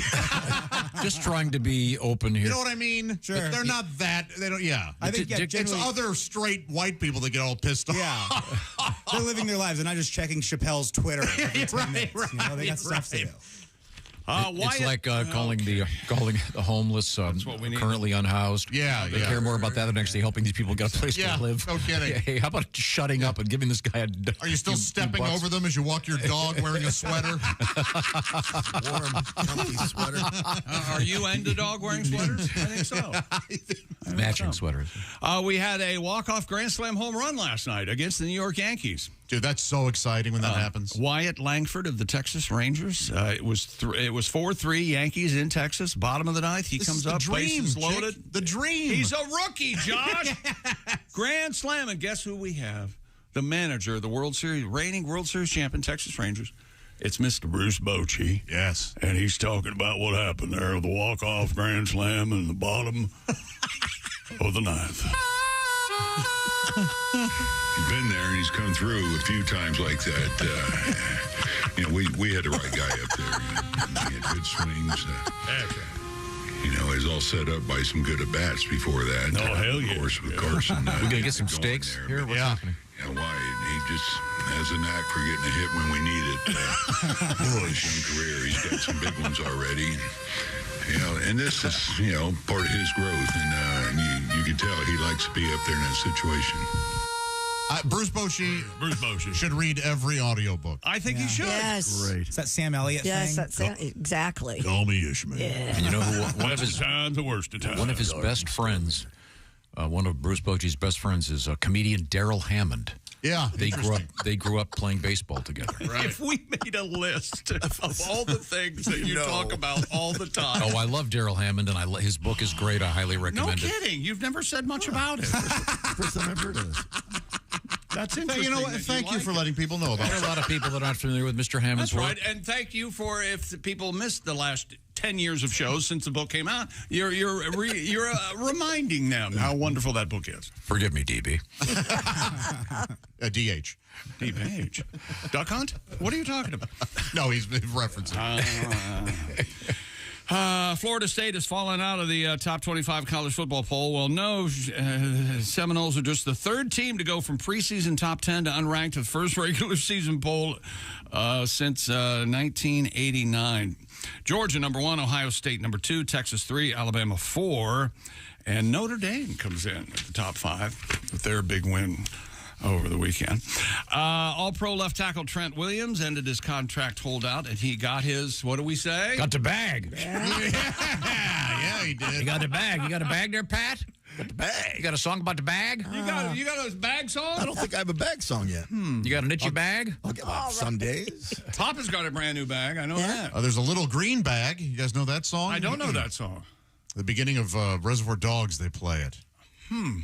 It was a terrible song called Little Black Egg. Have you ever heard that audio turd? I don't know if I have. Oh, that is a dreadful song. What is it? Little Black Egg. Little Black Egg. No. Yeah, that was an actual hit. When? God knows. Rock songs? Sometime last century. When most people, it was last century when most people had no taste. While you continue, I'll find Little Black Egg for you. It is dreadful. I think Jason's finding Little Green Bag, and that's good stuff. It's not Steelers Wheel, though. It isn't, no, but you guys will like it. Do you guys know Little Red Wagon, the song from Camp? While we're doing Little Color. Little Red Wagon. Are you going to sing it for us? You can't Camp again, huh? Little Red Wagon, front seat's broken, the axle's dragging, chugga chugga. No, nothing on this one? Oh, Wow. Hold Chugga chugga chugga. I didn't know you got to make sound effects. Oh, yeah, then you go second verse, same as the first, a little bit louder, then a whole lot worse. That'll start you up. That's a camp. The Mohawk boys would go nuts singing that one. That sounds very good. No, which one were you looking for? I wasn't looking for anyone. I was Josh brought it up. Little green egg and little black egg. Here's Little Stupid. I'm sorry. We'll continue. What else have you got over there? Well, I know that I've complained before about the world records. Yeah. Oh, no. But this is, you're not going to believe it. All right. A student in India has built the world's smallest vacuum cleaner. Oh, boy. I would think maybe they'd need the world's largest one there. Tapala Nadamuni reclaimed the Guinness World Record title after building a functional vacuum cleaner measuring 0.25 inches. Very silly. Less than the width of an average pinky fingernail. The vacuum cleaner is defined as an electrically powered device, picks up debris with suction resulting from a negative internal pressure. Mr. Nadamuni made his record-breaking vacuum out of a ballpoint pen.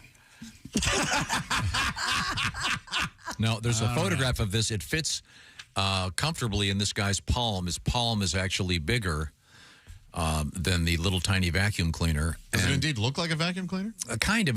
And then it's my understanding that this actually holds more than a Roomba. I have no doubt. But funny enough, Josh, there's a photograph of this guy's hand and this little teeny vacuum cleaner, and there's also a fly on his hand. Well, it is India. Yeah, but isn't that sending the wrong message? Couldn't they? No, maybe for scale. But isn't his hand enough for scale? I guess maybe that's. This is a Little Green Bag from Reservoir Dogs. That was. What's that called again? I'm sorry.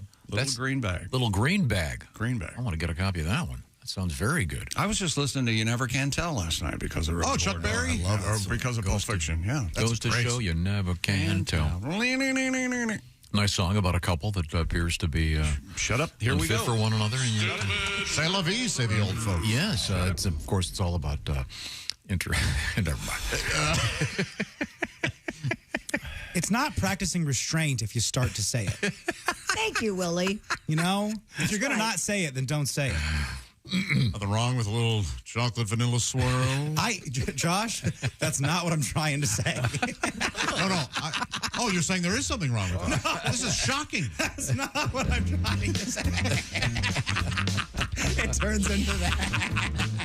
Okay, a man from Ghana.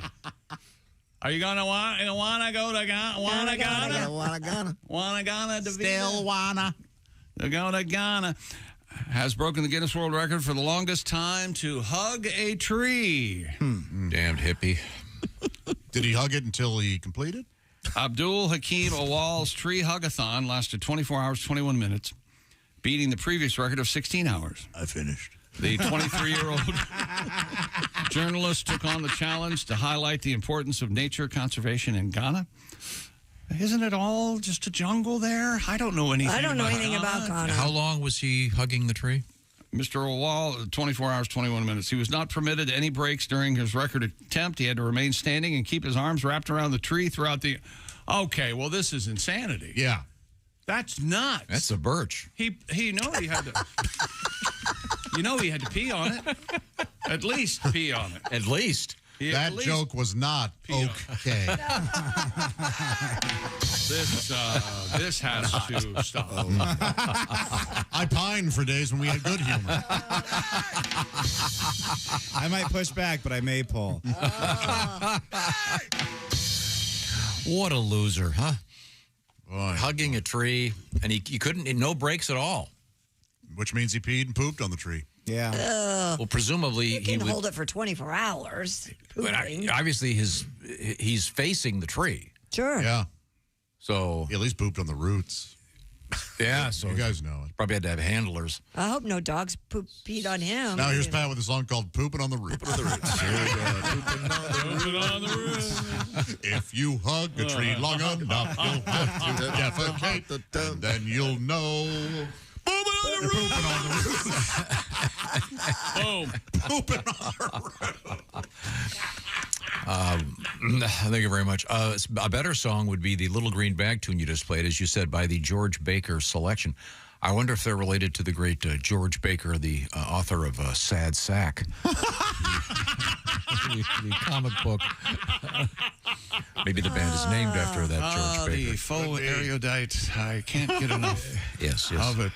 The benefits of a classical education. Yeah, that's what that is. Yeah. You got another one? Somebody get a hand around Christy real quick here. Yeah. A restaurant in Michigan hosted a ranch dressing chugging competition. A ranch dressing chugging. Yeah. Over Labor Day. Can we come back with that story? I can't think of a way to stop you. Okay, good. I'm very excited about this. Also coming up, we have dining by yourself. Can you do it? And what is the best time to have interpersonal, intimate relations? Sexy time. Right now. It's coming up. This is the Bob and Tom Show. Just got to get a hold of us.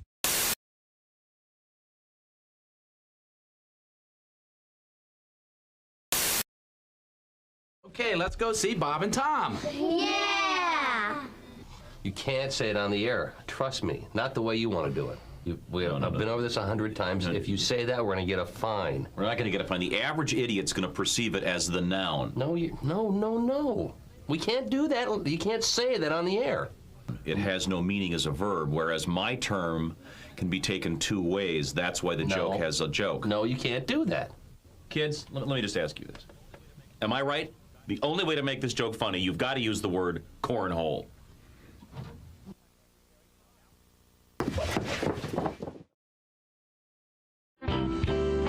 This is Todd Berry. Okay. Once again, Todd has just established that he's not into astrology, but he's very proud. And then I'm going to read an offbeat news item. I can back that up. My numerologist told me that astrology is a bunch of crap. How many times did she tell you? Yeah. Okay, I'm sorry. 4. Go ahead. This is a woman fried 8 goldfish amid fight with axe.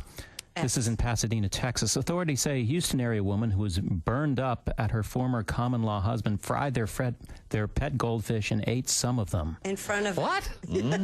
Pasadena police say it's a civil matter and no charges will be filed. The 7 goldfish were purchased together by the couple during happier times.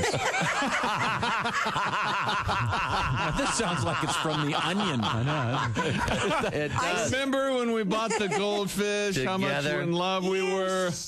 Police spokesman Vance Mitchell says the man reported on Saturday that the woman took the goldfish from his apartment. Mitchell says the two argued earlier about some jewelry the man had given her, but took back. She wanted the jewelry returned. Oh. So the natural go-to response is to eat goldfish. Right. Of course. Officers who were dispatched to the woman's home arrived to find 4 fried goldfish on a plate. The woman said she already ate the other 3. Show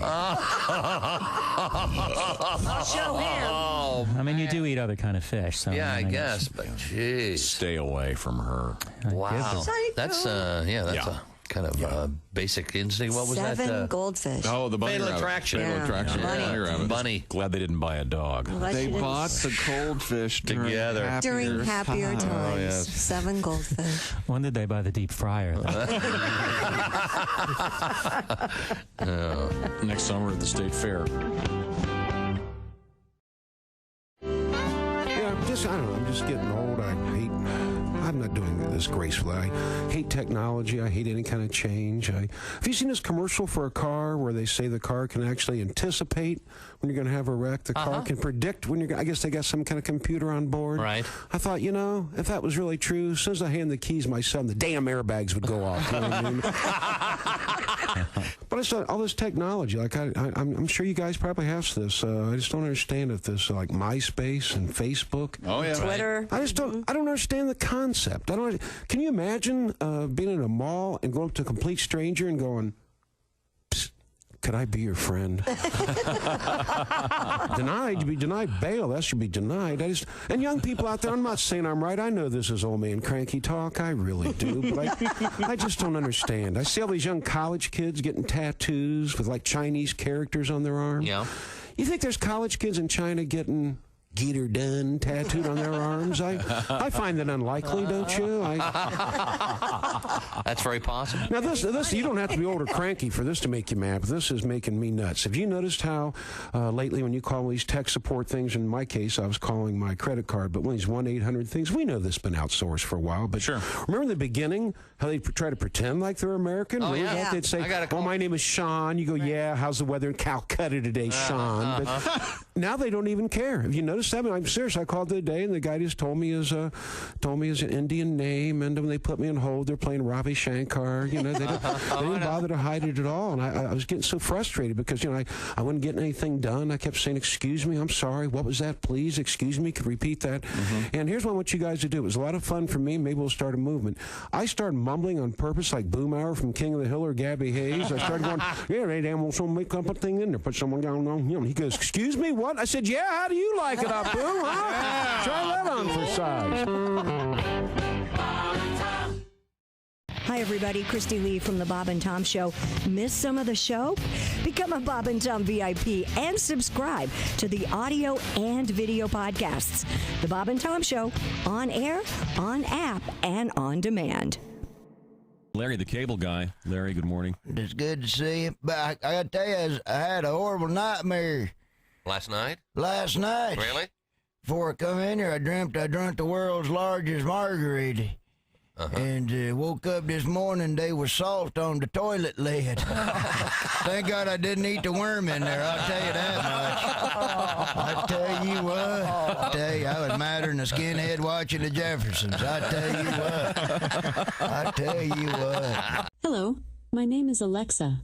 Are you looking for Bob and Tom Radio? Well, it's on me. Just say, "Alexa, play Bob and Tom Radio on TuneIn."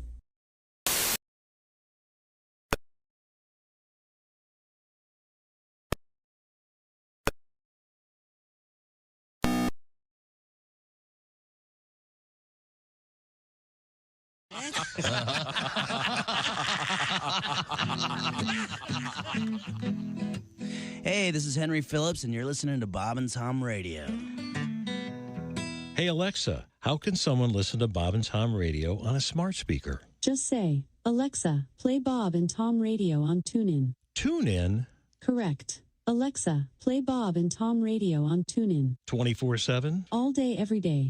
Ladies and gentlemen, Bob and Tom. We're watching me going, oh, Sally Field was never attractive. She was adorable. She wasn't my type at all. No sex at all in Sally Field. It's like sisterly, motherly stuff. Absolutely. Smokey and the Bandit, you didn't like Sally Field? She's not sexy at all. She's cute. Oh, she was super hot when she played Lincoln's wife. Oh, yeah. I don't know if you saw that. You can talk that baddie woman into anything. The Flying Nun. Bob and Tom in the morning and highlights all day long. The Bob and Tom Show, weekday mornings at 6 a.m. Eastern on Bob and Tom 24/7.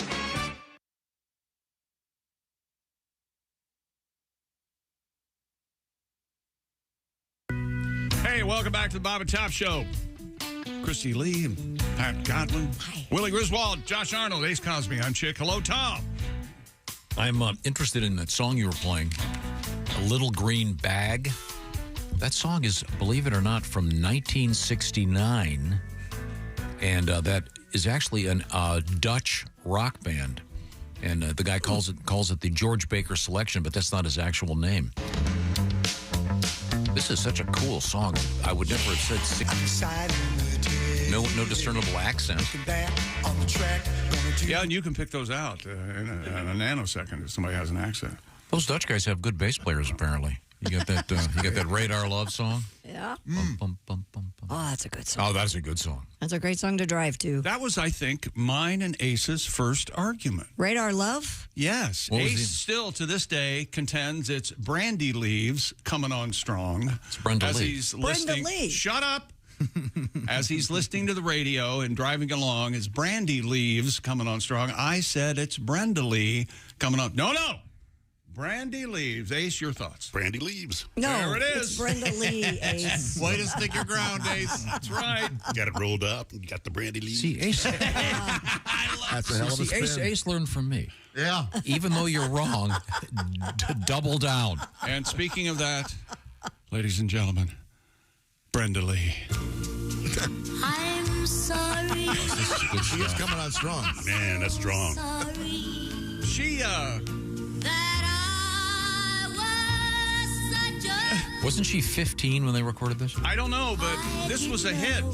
It's great. It's a beautiful song. I'm sorry. You want to be a star, don't you? I know how old you are. You get in the booth. Sing it. Sing it louder. Stay in the booth. Closer to the mic. You want to hit those high notes, you got to lift your skirt. Yeah. Yeah, that helps. That helps. I like that producer. There you go. What am I sorry about? Just sing it. Yes, she was 15 when she recorded that still song with in us? 1960. I just heard an interview with her. She's great. On TV. That's a great song. She always comes on strong. Yeah. Brenda Lee coming on strong. Not Brenda. Maybe you could have a band called Brandy Leaves. Yeah, why don't you go round that up? Brandy's a fine girl. Yes, she is. Good wife. Oh, I love that song, too. Looking Glass. One hit. So what? It was a great That's song. true. You're correct. That is a great song. Yeah. Now, She's 79, Brenda Lee. we have. That guy always had a great sounding voice. Yeah, he did. Like it's Burton Cummings, David Clayton Thomas all rolled into one. Yeah, it was nice. But I still prefer the new song I'm going to be playing on the way home today. What song? This. The Little Green Oh, Bag. you're going to play that? Oh, no, that's Bruce. Hang on, Bruce. Good driving song. And it progresses and gets louder and You got horns coming, right? yeah, all kinds of things. This is a good driving This song. is the song I'm going to play in the car when I drive home.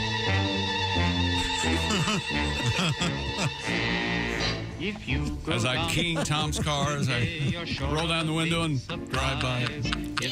We cut to Chick driving home. He's going 10 with a magnum out his window, just shooting mailboxes. That's right. He tips his hat as a dog. That's his.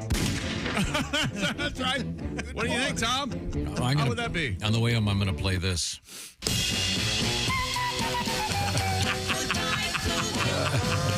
Loud as you can in the car. Windows open. How did that become a hit? I'm off to join the circus. Once again, the late great James Darren. May he rest in So was that peace. some sort of political comment that he was calling the military the circus? Did anyone say anything about that? He was running his. I think his girlfriend had dumped him, so he was going to Run off and join the circus. So he didn't. I thought you said he did about the military when we first started talking about that. I think there was a cover of it. I'm off to join the army. I think someone did. But Goodbye, Cruel World is a little dramatic. Yeah, Isn't that what you yell before you kill yourself? dive off one of the white cliffs of Dover? Yeah. Do you want people to try to stop you or not? It's one of those routine romance. Goodbye, Cruel World. Oh, what do you want? What are you going to do? Join the circus?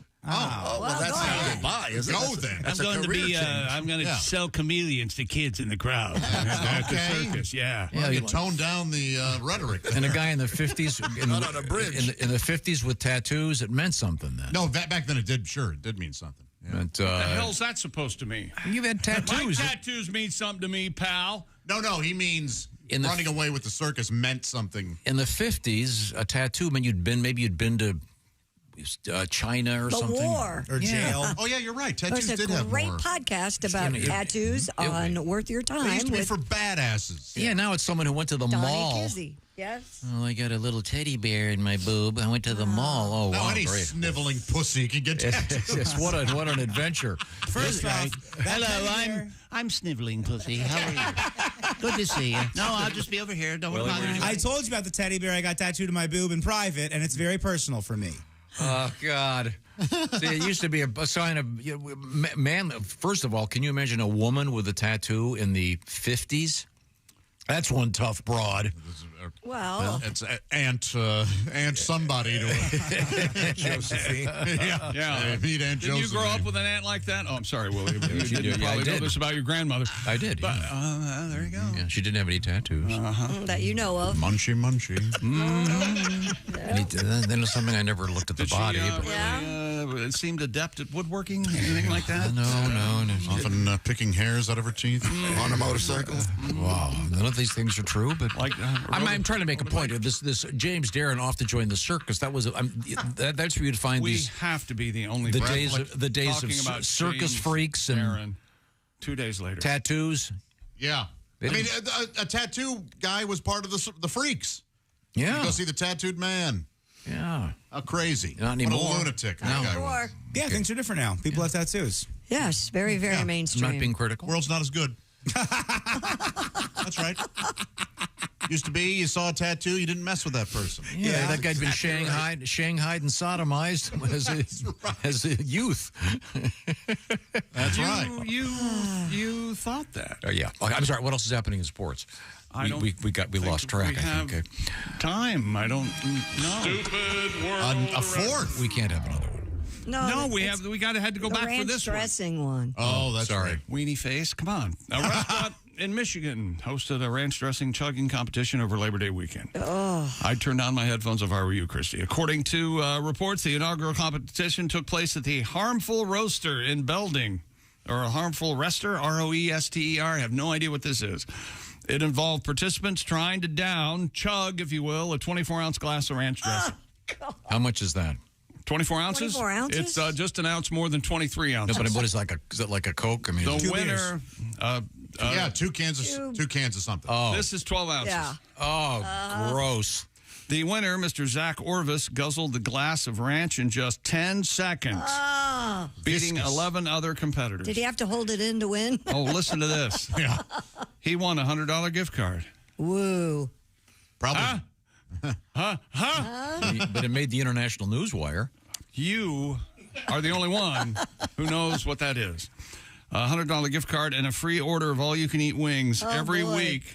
Whoa! Until the spring of 2025. That's a good deal. That is good. That is worth it. I bet you he's getting the wings with blue cheese next time, though. That ranch is going to gross him out for a while. Yeah. Yeah. I don't Now, know. Josh, you this guy, he chugged it. Now, you prefer your ranch dressing on the rocks. It's my understanding. I do like it chilled, yes, that's right, with a salted rim. And I won't be judged for it. You ever done the old salted rim? Doesn't that sound like a sex move? Do you want to give her the salted rim? Really? You won't be sitting for a week. Last time I hang Here's an out. Altoid. Last time I hang out with Bloody Mary. The silted rim, you see the Yes. job of. I couldn't drink that much ranch dressing. Well, no, of course. I mean, this is the reason it's a contest. That is gross. Chase it with baby carrots. Well, that does work. Man. That is just horrible. I'm wondering if you have to keep it down. That's a good question, Christy. Yeah. Isn't that one of the rules in those hot dog eating contests? You have to keep it down for a certain amount of time. Yeah, but they don't call it that. They call it something very, the Shea Brothers. It's something flowery. It's not vomiting? Refunding or redistribution or something. I'm not sure what it is. Okay, all right. Well, somebody will tell me. Ranch dressing. You know how ranch dressing got its name? How? They invented it on a ranch. No?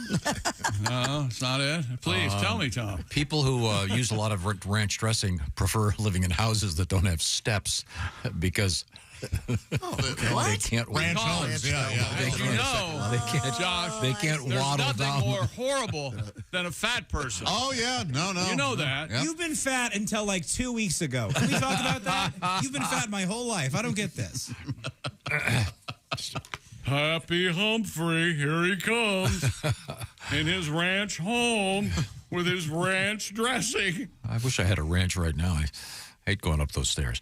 When we come back, we're going to be doing a little bit of sexy time. We're going to find out what the ideal time of day is for intimate moments, according to a recent survey. This is the Bob and Tom Show. Reach us toll free at 1.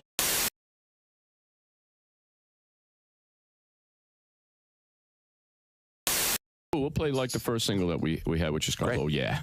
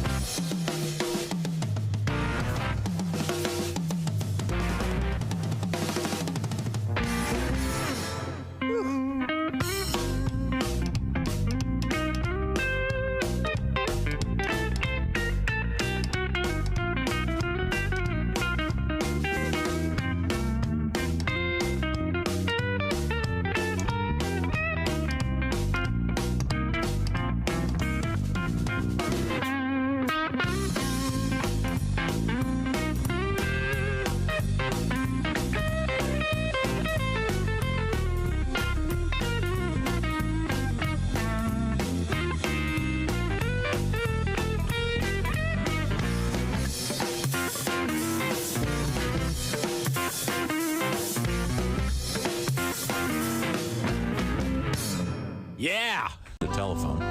I believe we have the author of the Big Butter Jesus song, Haywood Banks. That is correct. Hi, Haywood. How are you? Good. No. Sure, you've been up all night. You know, somebody called me at 2:30 in the morning. Hey, did you know that Big Butter burned down? Yeah. Couldn't you call me at like 9? Well, I know that we spoke yesterday, and I know that you had hundreds of phone calls. Unbelievable. Well, and we also were talking, and you have written a new verse. I have a new verse. Now, I ask, is it going to be possible for you to play it over the phone? You can dare ask. Yeah. I'm anticipating the dropping of a phone.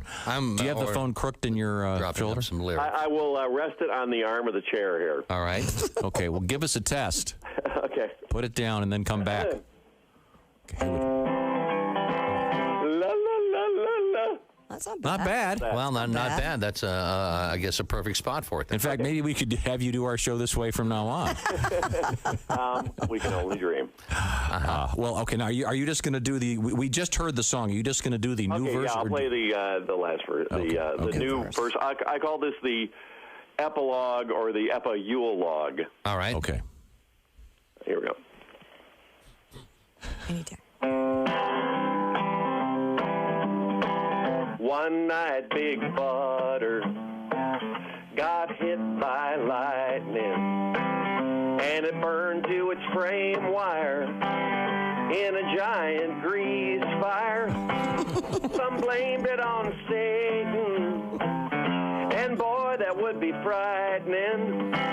But I think it's Jesus' Father that's in charge of the light.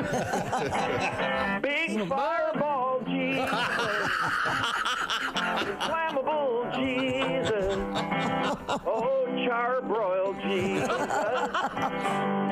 Oopa Jesus, oh extra crispy Jesus, bananas Foster Jesus, I'm put out, it's not Jesus.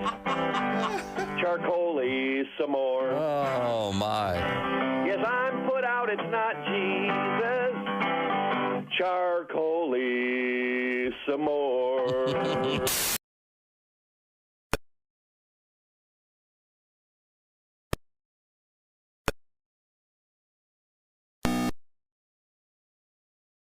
Bob and Tom Radio on TuneIn. 24/7, 365? All day, every day. Alexa, play Bob and Peterman Brothers. Welcome back to the Bob and Tom Show. Christy Lee at the Silac News Desk. Hi. There's Pat Godwin in the performance room. Hello. My baby does. There's Willie Griswold. Hey, good morning, man. Josh Arnold. Hello, Ace Cosby. Hey. I'm Chick McGee. Hello, Nutsy. What's going on over there? It's a bucket of handsome for you and me. We have an email. Anything else? Dear musical morons. Hi. Although it starts out great, the Little Green Bag song transitions into a horrible tune once you get into the middle portion. I disagree. I like that part. Let it play out and you'll hear what I'm writing about. Sincerely, Stephen in Sioux Falls, South Dakota. Now, Stephen, I am with you. The beginning is better than that middle part, but I do kind of like the middle part. And I respect your opinion, Stephen. There you go. Yeah, there are often songs that have What happened? that happens to. Like that Moody Blues thing where the guy starts doing that poem. It's so embarrassing. Well, let's hear what they're talking about instead of you talking. How about that? Well, I'll have to do some research to do that. But in the meantime, What do you mean? I thought you had it. Well, I did have it, but I've switched it up over here. Oh. I can get it. Well, while Pat has requested that he do a song, so if he does that, then I will go back. This will be one today. Right, yeah. Now, Pat, we had an interesting news story about some guy that chugged 2 glasses of ranch dressing. And you have a ranch dressing tribute? Yeah, it's a letter to ranch dressing. Back when I used to just adore the stuff, and we have Elton John in the news, so I'll give it a little. You can't have ranch dressing anymore? No, not when you're a vegan. No, it's got all that badness in it now. Kind of a long intro. Well, yeah, it is now. And you know what? It's just getting longer. Dear ranch dressing, I love you, so I wrote this letter. Oh, I remember this, yeah. They say you're bad for me, but everything dipped in you tastes better. Broccoli, better. Carrots, much better. Dry salads, practically inedible. But with you on top, it's incredible. Celery would be healthy and depressing without you ranch dressing. Oh, yeah. Dressing, oh, yeah. You're tasty. Ranch dressing. Yeah. I tell my friends they ought to try it. Oh, I miss ya. On a pizza slice for those 2 days in May when I'm on a diet. Chicken wings, better. Doritos, much better. I'll lick it up forever, Pally. Even put it on my girlfriend's Hidden Valley. Sweet, sweet. Hot. Your milky goodness. What was that? Your milky goodness. I savor. Even in kale, it enhances the flavor. Some would say I'm obsessing, and the front of my shirt I'm messing. But I love you, sweet ranch dressing. Oh, yeah. Very nice. That is a nice song, Pat. Lovely. I'm glad we got to that. Now, we can return to the matter at hand. We got talking about the song Little Green Bag. Why? Why? Because we were talking about so-and-so got the bag. Yeah. And then in sports, getting the bag. Trent Williams got the bag. Getting the bag means you're getting all the money. Yeah. Getting paid. Oh, yeah. Getting paid. Good payday. Josh trying to fit in said, "Do you remember my song, Little Green Bag?" That's right. I'm always trying to wedge myself I suggested the song Little Black Egg. Of course you did, sucks. because you're insane. And then Little Green Bag, which has a great...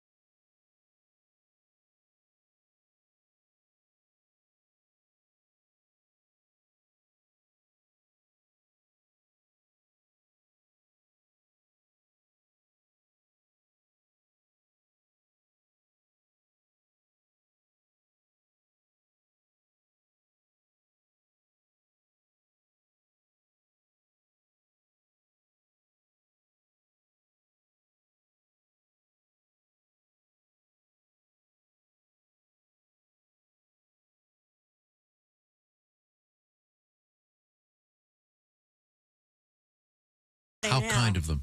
They're in my office. I look at them every now and then. Okay. Yeah, before we got dude wipes, I used them quite often. Did you? Sounds like a more apt name for blue balls, right? Oh, I got sad sack. Yeah, it does. Yeah. What's the You're matter with absolutely you? right. You got the sad sack.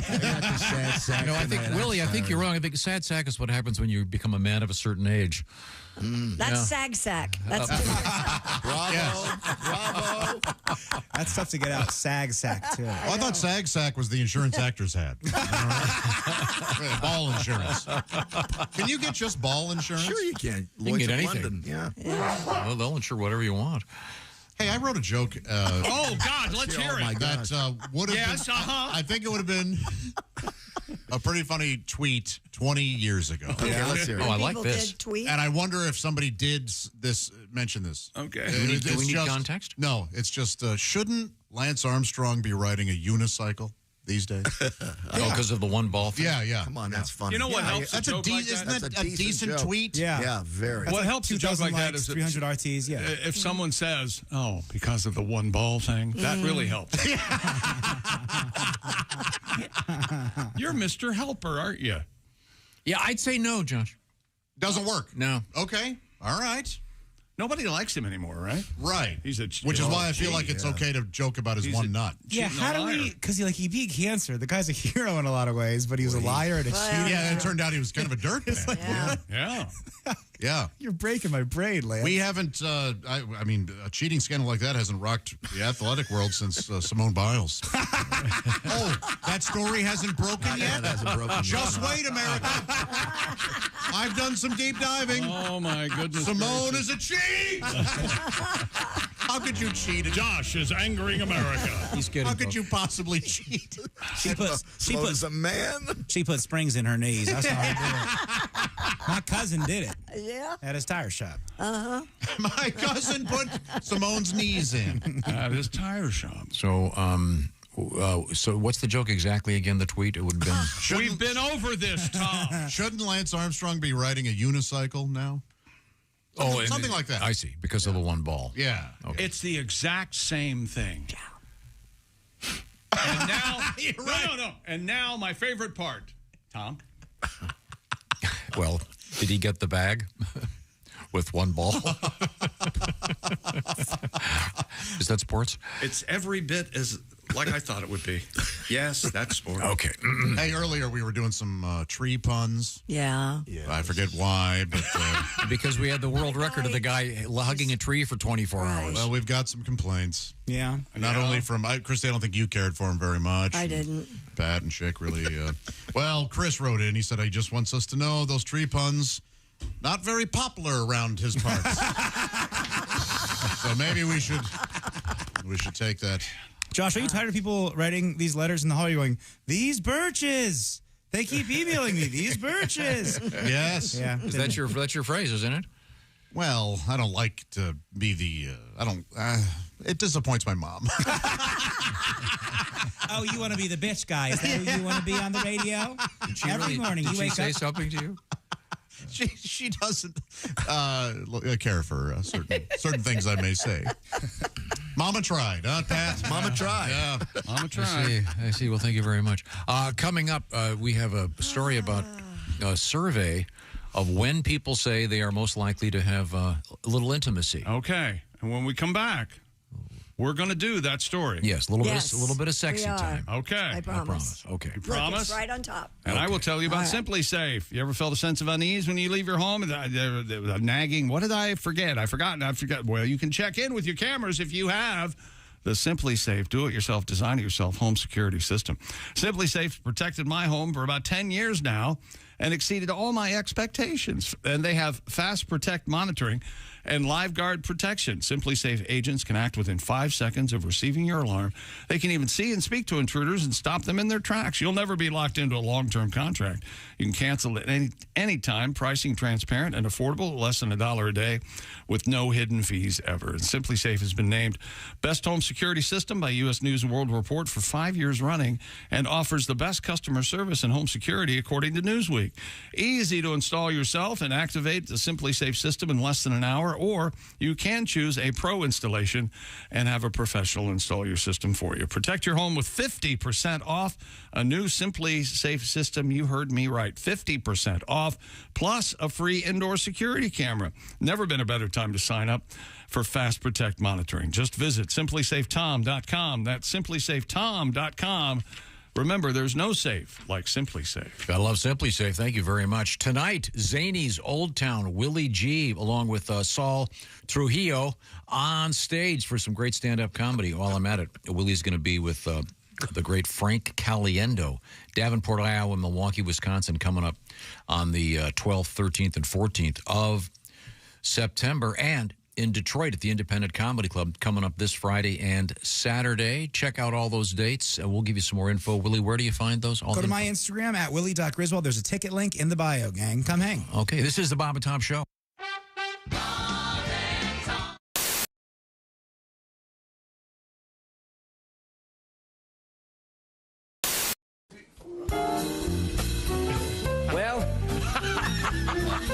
like we got dumped. No. Is there anything you'd like to say to them? Well, our girls have left us, so I'd like to say just one thing. Oh, yeah. Baby, blow me. Oh, a kiss as you're leaving. Blow me. Oh, a kiss right now. 'Cause if you're gonna leave me, honey, I will surely miss the way you blow me. Oh, blow me a kiss. Come on and blow me. A kiss like you mean it. Blow me. A kiss right now. I really can't remember anything as hard as this. So blow me. Blow me a kiss. Wow. Some things in life are hard to swallow. She couldn't take it all, Dean. She couldn't handle everything. Oh, good. But if she comes back tomorrow, I'll be shooting my wad on flowers and the rain, honey. Blow me. A kiss as you're leaving, baby. Blow me. Oh, a kiss as you go. And always think about me as you're going down your list. And blow me. Blow me a kiss. I'll miss her arms and her elbows. I'll miss her arms and her elbows. I'll miss her legs so tall. Yeah, I'll miss her legs so tall. I'll miss her neck and her shoulders. Yes, sir. But I'll miss her head most of all. Rock out, fellas. Swinging them, Alli. Baby, blow me. A kiss as you're leaving, baby. Blow me. Oh, a kiss as you go.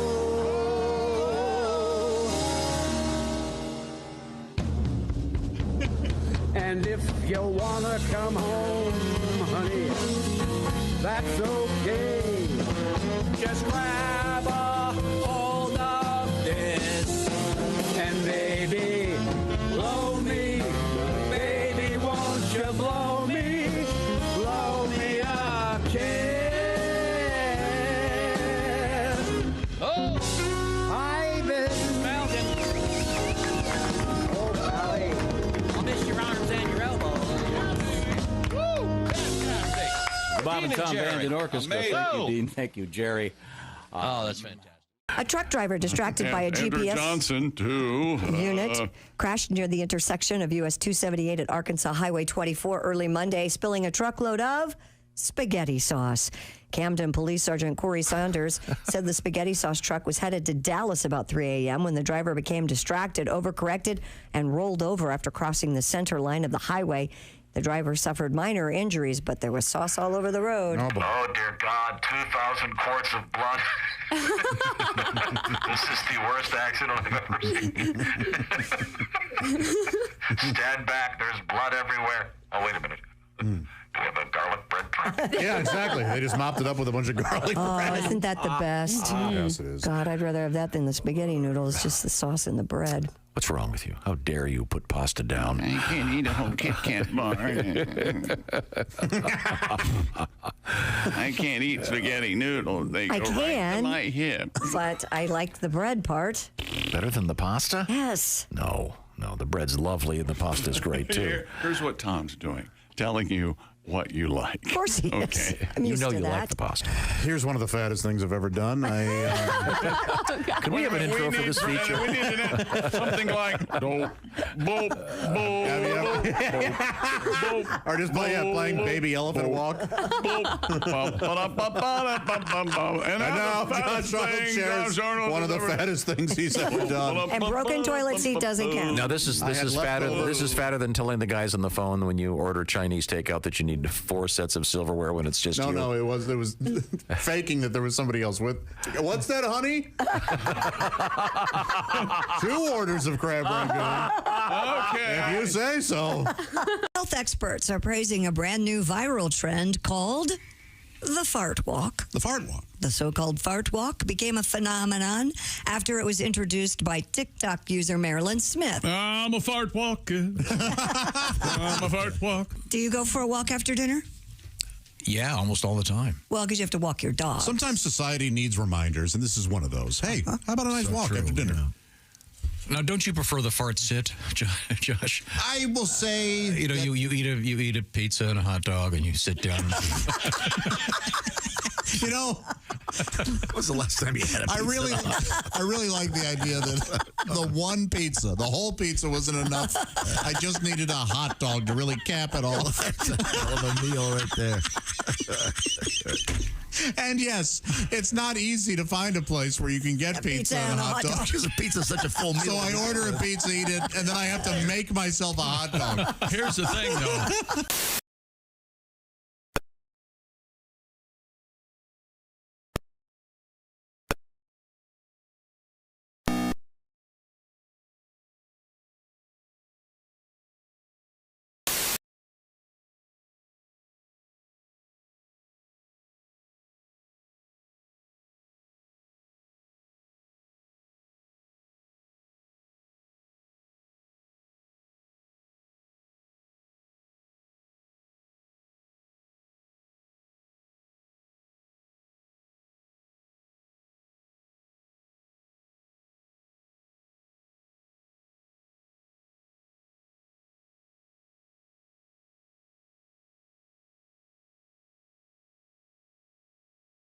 Started yet. We learned about the green bag. Okay. The little green bag. Thank you very much. Okay. Yes. Okay. How would you like to hear? Who is this? Bare Naked Ladies. Bare Naked Ladies. Little green bag. With guess who on? You know that he and Engelbert Humperdinck hate each other? Oh, I despise each other. Oh man, it's They share the same you know why? audience. They no, fight for here's it. what happened. It's Kim and Swift. They were doing a double headlining show in Vegas, and they were in the sauna after a show, and their penises touched. Oh, and they never. You can't go back from that. Can't go back. Well, they say that when you're near Tom Jones, it's hard for it not to touch. Right. Apparently, yeah, the man apparently a show business legend along with Forrest Tucker. Now I had always heard that Forrest Tucker, everybody. The thing with Tom Jones is bad enough. The thing with Tom Jones was that he's stuffed, and it was obvious. That's what I'd always heard, I heard that too. Yeah. Yeah. And they say Best joke teller ever. Tom Jones? Yeah. Dirty joke. Hilarious. Those Welsh, man, they know their way around a joke. Somebody asked and him. apparently knows his way around. Somebody asked Pat how he knows Tom Jones is a great. How do you know Tom Jones is a great joke teller? I used to work at the MGM Grand with him, and I'd watch him every night for 15 minutes before I went on. Oh, no way. I'm such a fan. And afterwards, we would hang out with him at the Brown Derby. Oh, cool. Yeah. No kidding. Smoking cigars, him telling jokes, yeah. Oh, that had to have been Did he ever reference the girth or the length of the He actually was Mr. a really Jones? cool guy. Very, very cool. Tom, we're telling you, I think it's an old. Everybody knows he's stuffed. Forrest Tucker, Hollywood legend. All right. You know who Forrest Tucker is, Who's Forrest Willie? Tucker? The star of F Troop. Okay. But seriously, if you Google Forrest Tucker, in his bio, that's the first thing. In my head, I was just imagining Forrest Whitaker, but he's wearing a bow tie like Tucker Carlson. That's where I want to be. Now, funny. What I was going to do prior to being interrupted, although I certainly appreciate that, and I do like the Bare Naked Ladies, we have a special thing. We just got it up and running. Sponsored by our buddy Steven Singer. Pro football fans, you can make your picks, make them before tomorrow evening because we're doing it again. And this season, great prize. Every week, a $500 gift card from Steven Singer Jewelers. We'll have a winner each week. Just pick all the winners, and there's a special tie-breaking system. It's all there. You can see it at bobandtom.com/contest. So have some fun and maybe win something cool and grab something nice from Steven Singer at IHateStevenSinger.com. Now, back to you, Chick. Christy, it's time for news. Hello. Oh, sorry. How are you?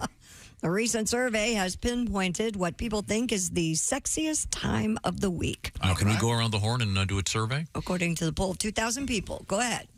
Poll 2006 now. By which they mean at what point, Ace, in your life would be the most likely or most preferred time for you to have an intimate moment with one of these ladies, friends of yours? When would you have sex, Ace? I'm with Josh. Yeah, you could always go that way. Whenever, or you can keep listening to Tom talk. I think the answer is whenever he has a coupon that's good for it. I would go with Friday nights. Friday nights. See, now that's what I guess, but What that's time? that's not my personal favorite. What's your personal favorite? Saturday mornings. Mornings. Ooh. Well, I'm sorry. We were talking to Ace. Please tell us. Friday at 10 p.m. Yeah. Okay. Friday at 10 p.m. Okay. Chick McGee. I agree with Ace just to get over this so we can get to the answer because I'm tired of hearing him talking about it. All right. I'll go Sunday at like 7 a.m. and then you go back to sleep before football. Nice little early morning romp. It's fun. Pat, you've seen the story, right? Oh, yeah. Okay. What is it? You said what, Saturday morning? That's my favorite time. That's because you like to have cartoons on? That's exactly right. For the kids. So there's nobody there at like any day, middle of the morning, middle of the night, like 3 a.m. None According of to that. the poll of 2,000 people around the world conducted by the lingerie experts at Pour Moi, for me, just after 10 p.m. on Saturday evening is the sexiest time of the week. And I'm with you, Chris. That's I would have guessed the same thing. Yeah. Too late. Too late. Yes, that's been done. That's cliche city right there. But Saturday night, 10 o'clock. Yeah. No. That's the most popular Sometimes time. things are cliche for a reason. Monday through Friday, 3:30, 4 in the morning. Thursday, 7:20. Before Right. you go to work in the morning? What? Before you go to work in the morning? I'm sorry, Tom. What do you have over there? Saturday at 10 makes perfect sense for most people. Especially if you have children, as Tom mentioned. You know, they have to be in bed asleep. Oh. I misunderstood what you were saying. What do you mean? Don't follow up on this. Nearly 45% of respondents said they feel sexiest on a Saturday, with the majority adding they prefer to sexy after dark. Yes. prefer to have sex between 10 and Joshua midnight. Ray Leonard or Not Walker? familiar. Or something? Why do you think they feel sexiest on a Is it because They're drinking. they're not working? Well, in many cases, people aren't working. Yeah. They have time to get cleaned up and go out and. Now, what's your status on that? I don't want to get too personal here. With respect to your man, do you prefer him to be showered and clean, maybe a splash on of some sort, or do you like him? Do you like him, funky, fresh from the gym? I don't like him. No, not that funky. So neither. You like him natural, just. Bathed, though, would be part of it. Probably at some point If he at the takes day. a shower at 6 o'clock on a Saturday and we have sex at midnight, I'm good with You're that. fine, yeah. Most people are. Okay. Yeah. It's normal, right? Your thoughts, Ace? I'm with her. Okay. So you take a shower before you have intimate activity? It depends. He takes off his for some reason, I take off my depends and just do a quick wipe with dude wipes. Tom's bathroom procedure, his beauty procedure, is exactly like Joan Crawford's. I don't know why. I see her. I see Tom in a turban, wiping his face, various creams, and emollients. Christy is today's woman, if you will. Today's woman. Still using curlers. Not very many. Going to your grandma would go to bed with them in. And then, curling iron. Yeah. Yeah, curling iron straighteners are not a big so deal. those are way better than just the curlers. Oh, yeah. Okay. You don't have to sleep in them, for one. Now, here, And then back in the old days, they had the spiky ones. Right. Oh. This is the truth. I lived in the ladies' dorm. Yeah, you did. 1 year in college. What's going on there, gay? Actually, it was a very smart move, I'll have you know. Raise the penis up yet? There was a woman. Her name was Audrey. Audrey be covered with a big blanket. Audrey was a pre-med. Yes. And she. So you found her fascinating? No, not really. Very thick New York accent. I think I say something else. And also a very thick gal, by the way. 120, 125. She bursted the scale at 109. Was she the trifecta? She was hairy, too? Go ahead. No, but I'll never forget that she would, in those days, pre-cell phone, of course. You are so weird. There was a phone in the hallway, and she was always on it. And she would have a bathrobe, and she had literally giant coffee cans. Oh, yeah. Straighten her hair. And it was this array of huge coffee cans with her red hair. You know, I hate red hair. Her red hair circling it. Yeah. And she talked like Streisand and Redford together. That was appealing. Yeah, she was trying to straighten her hair in that instance. That wouldn't have helped. All right, back to sweet sex. Straightened her arm when it came time to shove down the food. Oh my! Wow, big girl, red hair. Most women with straight hair want curly hair, and most curly-haired women want straight hair. That's what's wrong with man in general, or the human race. Yep. Yeah. Always want what you can't have. Yep. So there you go. Did you see? Can you keep reading this? Did you have the part about? Yeah, I'm trying. Okay, go ahead. Sorry. Will you let the show happen, please? Please, Anytime dear before God. 6 p.m. seems to be generally considered a turn off. No, I love that. Are you 1:02 kidding me? p.m. on Monday afternoon is considered particularly unsexy. 102? Mm-hmm. 102 on a In Monday. the afternoon on a Monday. Post-lunch. Starland Vogel Band was full of S, weren't Yeah. they? This is a surprising finding. Men reported wanting sex twice a week, whereas women, sex 4 times a week. Wow. They're D-crazy. That's because their husbands filled out the form. They weren't looking. That's funny. That's interesting about Monday afternoon because I remember we had the story last year about, I want to say Tuesday is the best day to have surgery. Yeah. And almost everything on Tuesdays, people tend to take their jobs more seriously. They're getting back in the groove. And groove is in the heart. See, I would think, well, I guess, especially with working from home now, a lot of people, I wonder if afternoon sex with kids going back to school is up. Because kids are in school, you're home, both of you. Probably. Yeah. Mm-hmm. It's nice. You get to watch Dr. Phil after. Yeah. It's cool. About 50% of those polled said they have sex at least once a week, 20% sex twice a week, 15% sex 3 times a week, and less than 10% reported having sex 4 times per week. By the way, 1% said they had sex every day. Every day? Yeah, I got every day. stuff to do. Man. Almost becomes a chore, doesn't it? That's why they call it a job. Thank you, Pat. It's not a blow vacation, is it? On a related note, kind of, because we were talking about sex and being a parent, the U.S. Surgeon General has issued an official warning stating that parental stress is a significant public health issue.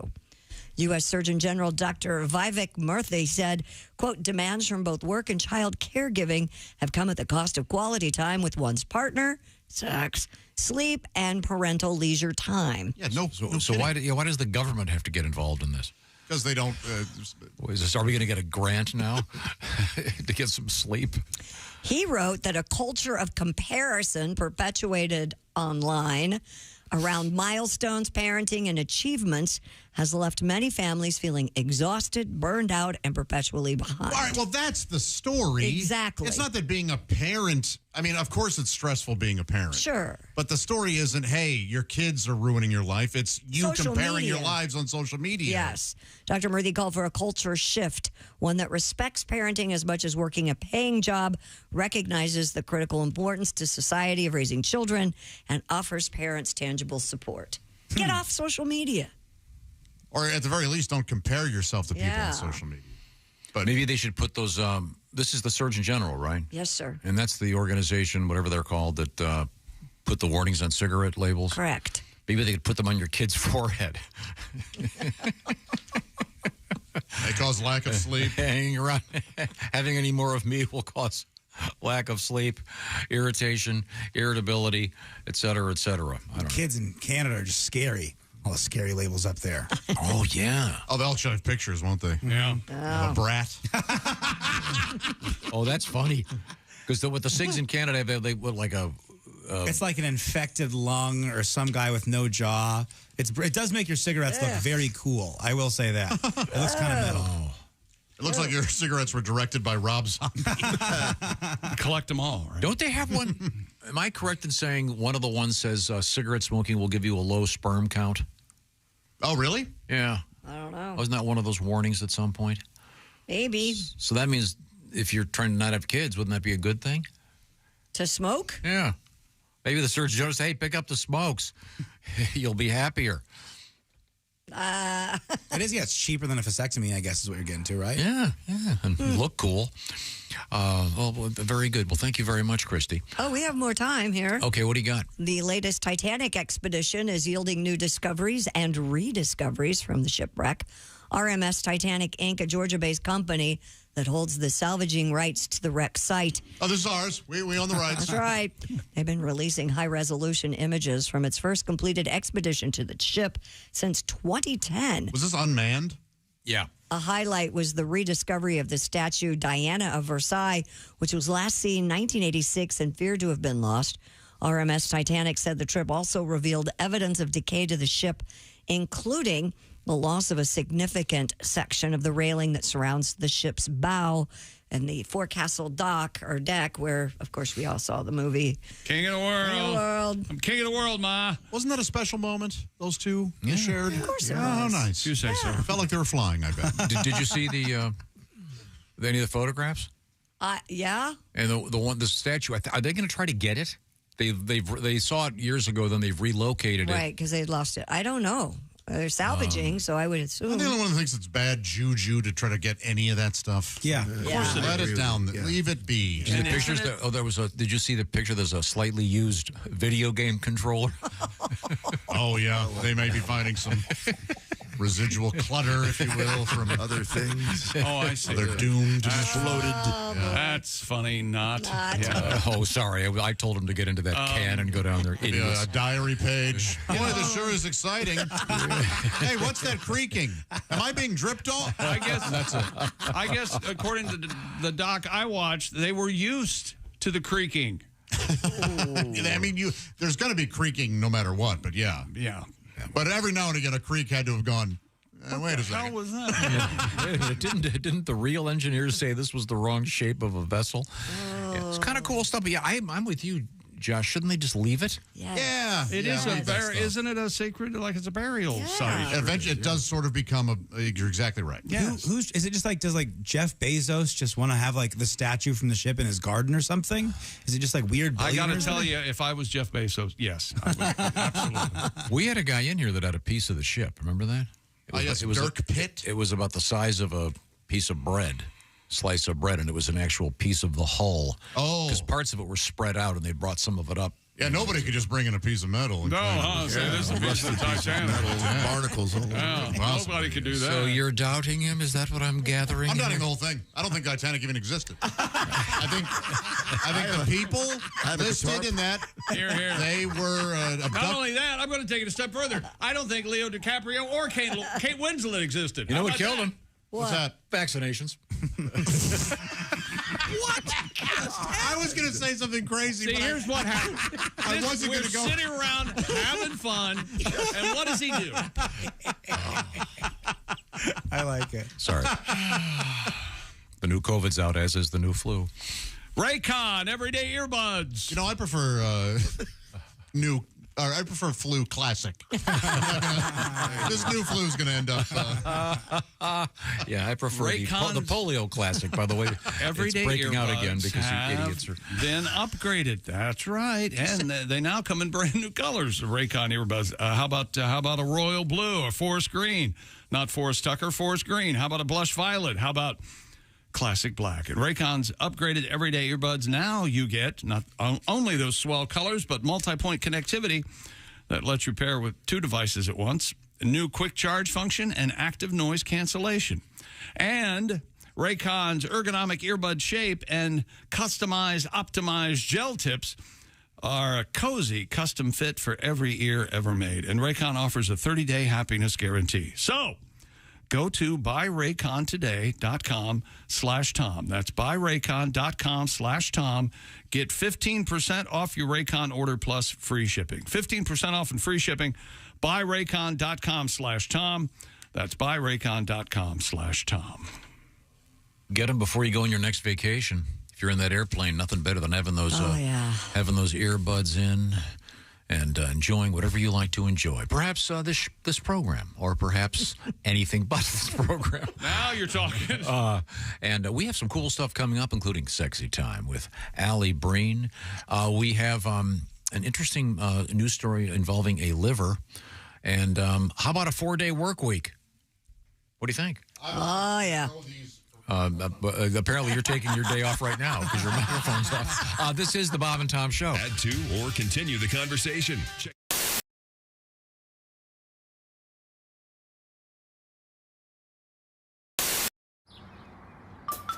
Is that Chick McGee? Why, it sure is.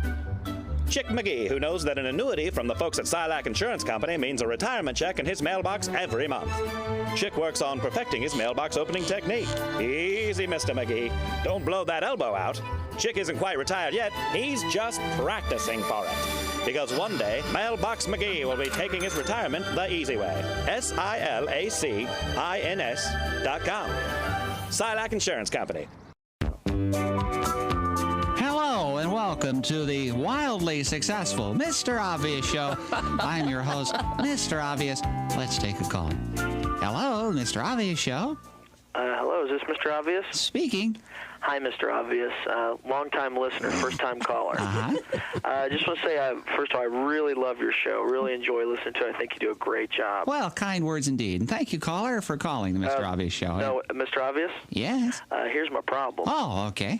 Well, the thing is, I think I got some kind of animal trapped in my house. Oh, yeah, like a pest problem or something? Yeah, well, it's even bigger than that. I think it's some kind of critter that's trapped down underneath my sink somewhere. Oh, my. Now, do you live in a rural section of town? Yeah, as a matter of fact, I do. I live on the outskirts of town here, and well, here's the thing. I think it's caught underneath my sink, and I've opened the doors and my cabinets there and looked underneath, and I can't find it anywhere. But I can hear him down there making noise. Oh, you say you got a critter and you can hear him. Now, what kind of sound does he make, caller? Well, it's kind of a growling, kind of, well, I'll try to imitate it for you. It's kind of like... kind of like that. This is under your sink in your kitchen? Yeah, I mean, it sounds like you might be caught down there in the pipes. Now, this is not uncommon for your rurally located homes to have a raccoon or a possum under the house. Now, but you say he might be stuck in the pipes? Yeah, that's what it seems like because, in fact, I think that's how he's living there. He seems to eat stuff that my wife throws away down the sink after dinner. She'll wash the leftovers down the sink after we get done eating. I think that's what he's eating because I can hear him down there growling and chewing. Huh. What was the sound again, caller? Well, it's she'll put the stuff down there in the sink and run the water, and then you can hear him. It's kind of going, kind of like that. Huh. Now, is there anything else that corresponds with the growling that your wife does there in the kitchen? Well, it does seem like it usually happens whenever she tries to turn a light on. There's a light switch there. She'll try to turn it on. Thing is, the light don't come on. I think the light bulb must be burnt out or something, but I can't even find a place to change the light bulb on it. Anyway, she'll try to turn that light switch on, and you can hear him down there just... seems to make him mad as anything. This is in the kitchen under the sink, right? Yeah. Yep. And, you know, I figure he's caught in the pipes. Right. So I figured try to get him out of there. Well, I reached down there with my hands when I heard him growling. And I mean, that thing about ripped my fingers off. Bit into me. Boy, it hurt. Well, I think I know what your problem is, caller. It's a garbage disposal. So, is that something like a raccoon? No, caller. It's No, it's something littler like a mouse. No, caller. It's a machine that's hooked to your drain pipe there under your sink that chews up food that makes it rinse right down the pipe there. It's an actual machine. It's not an animal at all. Huh. Yeah, that's what it is. I never made the connection. She does use it to get rid of the garbage. There you go. Sounds like a critter. Just, I know, yeah, it's not a critter. Thanks for calling, though, caller. Mr. Obvious? Yes. You're a lifesaver. Thank you. That'll do it for this week's show. Thank you, and good luck from everyone here on the Mr. Obvious Show. Oh, boy.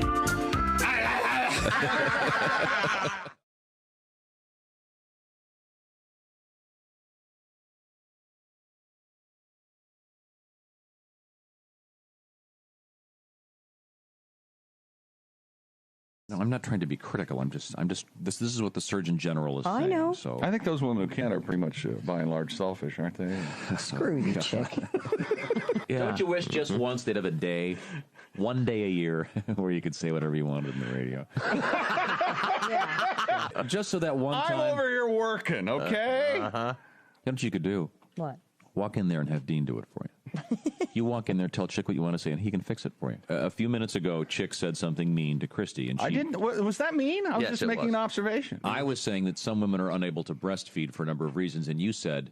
The main reason I can think of is because they're selfish. Okay, so Christy She wanted... seems very well adjusted Right now. and very Christy intelligent. wanted to respond, and I have great faith in our editor. Me too, because if Christy not, I've wanted lost to my respond. job. We now have the response. Okay, go ahead, play it. Hey, chick, you. You've never had to breastfeed. You don't know what it's like. You're a ignorant, stupid son of a So shut your mouth, you stupid ass.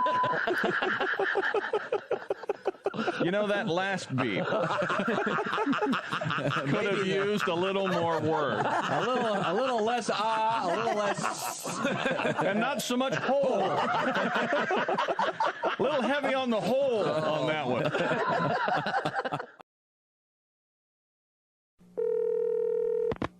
Hello? Hey, it's Tiger. Oh, hey, Tiger. What's going on, man? I need you to do me a huge favor. Yeah, sure thing, man. What do you need? Can you please take your name off your phone? My wife went through my phone and maybe call her. What? Oh. If you can, please take your name off that. Are you me? She knows about us? Oh, man, this is bad. This is really bad. Just have it as a number. Oh, boy. She hasn't seen the photos yet, has she? Tiger. You still love me, right? Okay, yeah, do this for me. Please tell me you still love me. Tiger? Tiger? Hello? Hello? Hi, this is Pat Godwin from the Bob and Tom Show. Thanks for watching this morning's show. To listen, just go to bobandtom.com, check out the list for a station near you, or stream the online radio station on our website and the Bob and Tom. Play Bob and Tom Radio on TuneIn. 24/7, 365. All day, every day. Alexa, play Bob. Top down the road. Hey, welcome back to the Bob and Tom Show. Done a lot today. It's been busy. Everything from Bruce Bochy to Tom Jones. Well, we've got a interesting thing happened this morning. And we got talking for no particular reason about an obscure song called Little Green Bag. And that song was featured in what film, Josh? Reservoir Dogs. Reservoir Dogs. Yeah. And it was pointed out that the song is from 1969. Mm-hmm. But it's a great song. I'll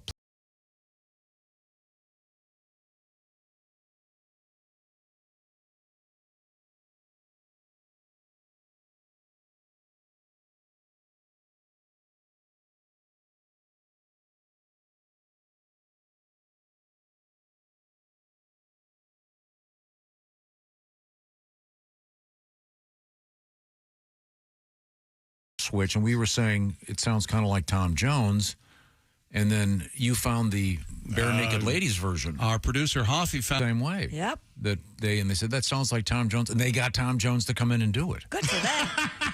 Yeah, I think that is how it works. Well, I'm leading up to this letter. Okay. Dear Bob and Tom Show, you said that song by George Baker sounded like Tom Jones. I'm not familiar with Tom Jones. Oh. Well, it's possible. What does he sound like? No. It's possible. Oh, I see. No. I just happen to have Tom Jones Classic here for you. Oh, I see. Yeah. Uh-huh. Okay. It's on vinyl. I don't know how. I think it's got something to do with my PTSD. I'd forgotten all about this. How could you have done that? Listen to this beautiful it's skipping. I'm sorry, Brian. So sorry. Well, I'll have to get Brian Eddie. knew exactly what he was I'll doing. have to get Eddie He's to get a on my clean copy. list. We now return to the Silac Insurance News Desk with Christy Lee. A new dating trend in Spain has singles putting pineapples in their carts at supermarkets.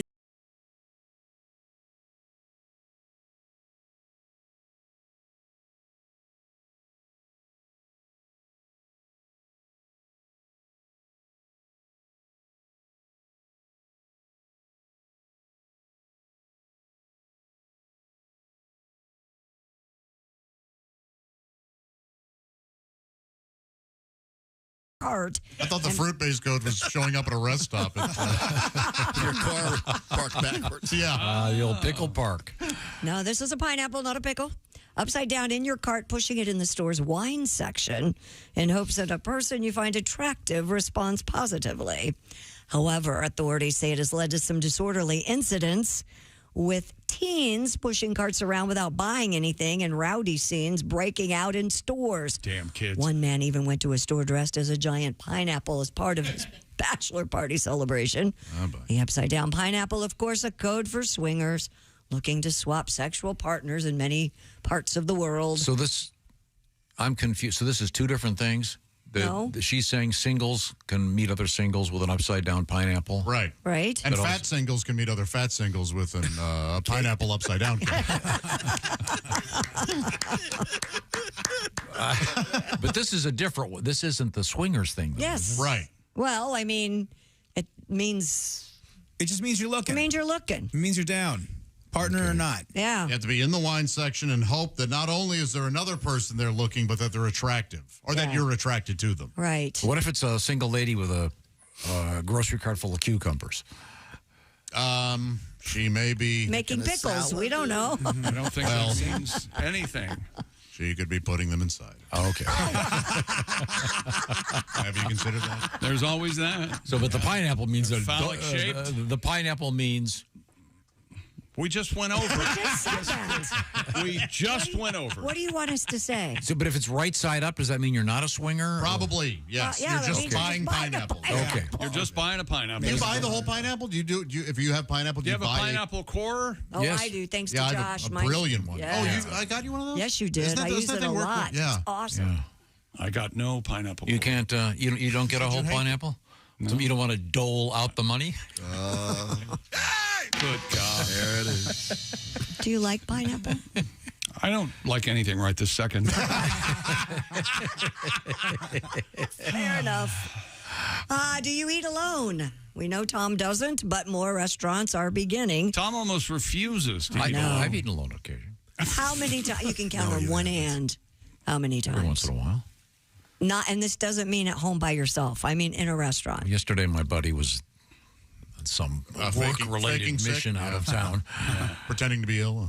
Turning his phone off so he doesn't have to. Yeah. So you had to eat by yourself? Sorry, I can't make it today. I died. I ate by myself in the car. In the car? There's nothing wrong with that. That's fun. So did you go to a fast food place or did you carry out from a restaurant and then ate Grocery yourself? store. You got sushi. No, I wasn't in the sushi mood. You were in a salad. Yeah. You got a salad. Yeah. According to reservation site Open Table, solo dining reservations have risen nearly 30% over the last 2 years in the United States. What is that Steve Martin movie, Lonely Guy, when he comes in? Just one? Yes, they put a spotlight on. Clang. Open Table CEO Debbie Sue thinks remote work is one reason for the increase, with diners seeking respite from their home offices, coupled with a growing trend of self-love and Does she self-care. also recommend a pad thai place? Or She's the great-granddaughter of Jack Sue. Who the hell's Jack I Sue? hope that's true. Famous actor, Jack Sue. Famous Barney actor. Miller. Barney Miller. Oh, that guy? Yeah. Yamana. Great actor. He was a cool actor. He was also in a couple of MASH episodes when it was still good. Yeah. Jack Sue. Yeah. She's not related. Just wanted to mention how much I like Jack Sue.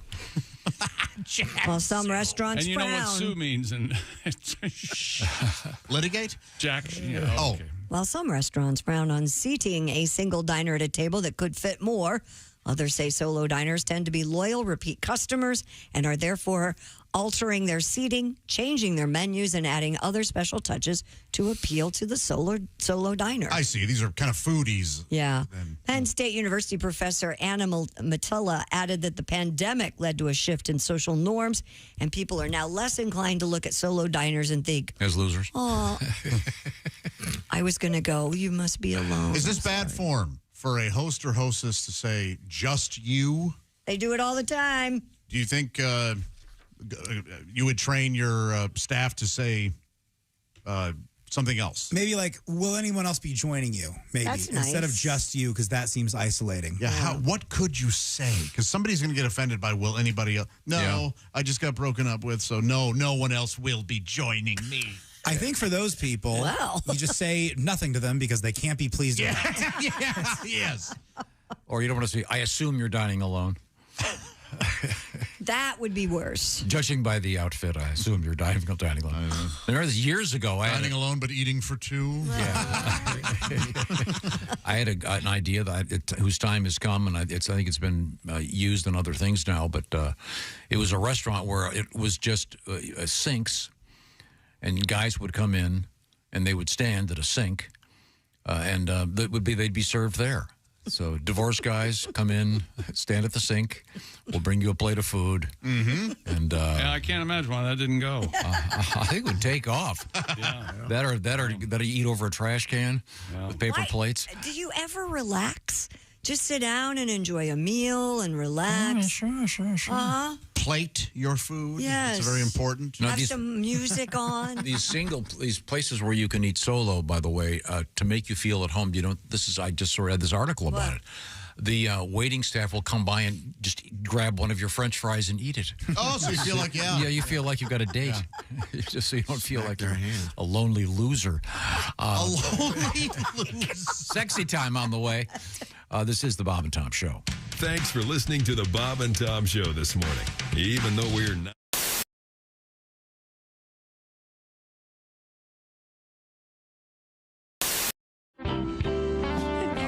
Now, Maria, you're originally from Duluth. Originally from Duluth. You made how did you make the transfer into the transition into stand-up comedy? Did you have regular jobs? Well, I worked as a secretary, and I missed that. I missed the camaraderie because you don't always get to see people on the road as a comedian. So I miss that. Where do you want to go for lunch? What do you want to get for lunch? Where do you want to go for lunch? I get like a sandwich, or like a salad. I mean, maybe we could just a place I get like a Diet Coke. We could go to Quiznos. Yes, we could. Yes, I like the drama, like don't touch Donna's label maker. Okay, no, don't even look at it. Why? Because she bought it with her own money. Oh, enough said, sister. Why don't you tell Donna to keep her mitts off my freaking tape dispenser, which she should know is mine because it's clearly labeled. Oh. Fellas get mad. Who stole my key lime pie yo play? Wasn't me. Did you eat my Southwestern style lean cuisine? No. Did you eat my half chocolate rabbit I've been gnawing on for 5 years? It's basically only half a head and an ear with a soft baby blue ribbon wrapped around it because my ma gave it to me for Easter. Yes. Don't. It took you too long. I had to scrabble it up in my chops. But yeah, I used to work as a secretary for a long time. Yes, you've been around. Yeah, I've been around. And I used to work as a Star Trek character in a touring show. I did a Star Trek character. Oh, really? What? Wait a minute. Mall openings and Jack in the Box promotions around the country. Which Star Trek? Well, I was a Bajoran, which is from Deep Space Nine. Not many people. Greetings, I'm Major Lilanka, the planet Bajor. Get the F away from me. All right. That was most of my job. What is the name of the tribe, the people? The Bajorans. So they're Armenian. We were like the Jews of your World War II. And we were decimated by the Kardashians, which are... And the Kardashians definitely Armenian. Yeah, they are. Yeah. They're lizard-like people. And all I have left of my parents to remember them by is this bloody paper doll. That looks like a napkin with some ketchup on it from this food court. Oh, so you're a denier of the Holocaust. I see. Well, why don't you wait for your wife to come back from the Chico's where she's buying a boxy jacket. Maria Bamford is our guest. This paper doll. Oh. I haven't seen Chick look like that in a long time. Did you ever work at a theme park as a character or anything? They trained us at a theme park, and it was in North Carolina, so it was a very it was a place where people wore a lot of religious kind of rock star T-shirts where they'd go like, "Come follow Christ, he's going to be seen at the mega," that kind of thing. So I did a little work there, but I'm not very good at talking to strangers. Trying to get people interested in talking to me. It was just terrible. It was mostly that, like, greetings. goes, "You got makeup all over your face." You mean my genetic makeup? I'm very different from you. I'm an alien. No. I wish the Vulcans would come back from their smoke break. Did you have... Now, when you first got out of the Marines, didn't you have to be an usher like at your sister's wedding or something? What was that story? Right. When you come out of boot, first of all, let me just say I was engaged once. And the girl kept the ring. Oh, no. That was 2 hours of salary gone. All right. No. When you come out of boot camp, you're ready for anything. I mean, you know what I mean? Outstanding. That's the attitude. Outstanding. That's the Marine Corps. When I came out of boot camp, my sister got married. She had me seat the people at her wedding. They'd come walking up to me in front of the church like, "Oh, you must be Patricia's brother." Sit down. Shut your pie hole. I don't want to be your friend. 200 people showed up. I put them all in the same row. Tighten it up. We don't have all day. We are totally uncomfortable. Outstanding. Shut your cake hole or pie. What do you eat, cake or pie? Oh, my God. Comedian Greg Hyde. Why can't we have single vows? How about some single vows? Single vows? I vow to be single? How would Just that some work? vows, you know. Do you promise to sit all by yourself in your quiet apartment with your frozen dinner and your stupid pet fish? Yeah! Never have a ride to or from the airport? Yeah! Sign me up! Parked in lot 88Z, schlepping your stuff. But I want to clarify for Christy, because I know Christy's a big Catholic, and I grew up Catholic. I was an altar boy as a kid, and I think Jesus is a great role model, but I think he's kind of like the popular guy in high school where everyone says they're his friend, but he wouldn't name you as one of his best friends. Like if you asked him who his best friends were, he'd be like Gandhi, Martin Luther King Jr., Matt Damon. And you'd be like, what about Mike Birbiglia? He'd be like, I feel like I'd recognize his face if I saw him, but the name doesn't ring a bell. Jesus has a lot of Twitter followers. He does. Actually. Absolutely. Oh, God. You know what? Let me tell you something. I'm gonna have a wedding agreement I'm putting together right now. I've been writing it over here. The girl's gonna have to sign this before I get married. Okay. Number one, at no time will your rear end be wider than your shoulders. Okay. Number two, your eyebrows will number 2. Normal size, not super skinny or painted on, thus reflecting mental illness. It's all making good sense so far. So far, keep going, We will have a dog for me to play with and for you to care for. Same with children. By the way, Greg is serious about that. We have had that conversation where you don't say that in joke form. No. You don't do your version where you've said to me, I want a girl to marry who we can get a dog and she'll take care of the dog when I go on the road. And that's one of your prerequisites. And pick me up at the airport in your SUV. You've had this conversation. Why limit it to an SUV? Why not a limo? Because you want to drive it. Limo's a good idea, Bob. Good idea. I like limos.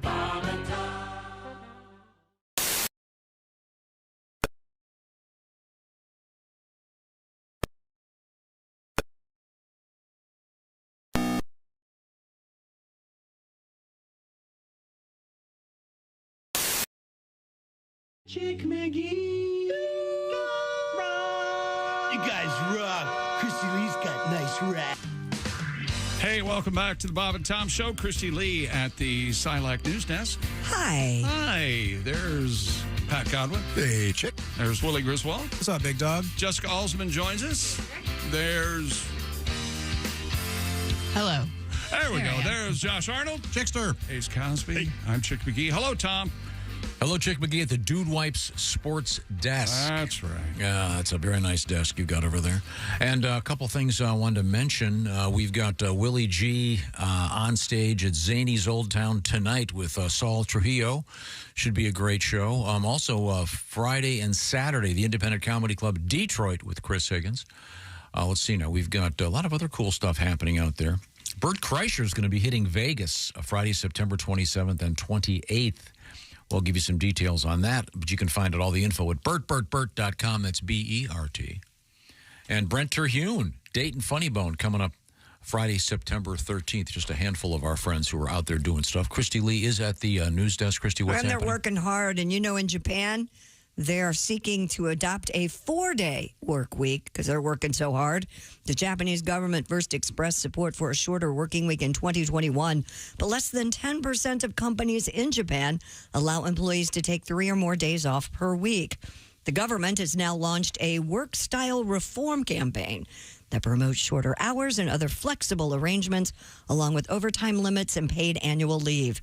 The government's official backing of a better work-life balance represents a marked change in Japan, whose reputed culture of... Reputed? Yeah.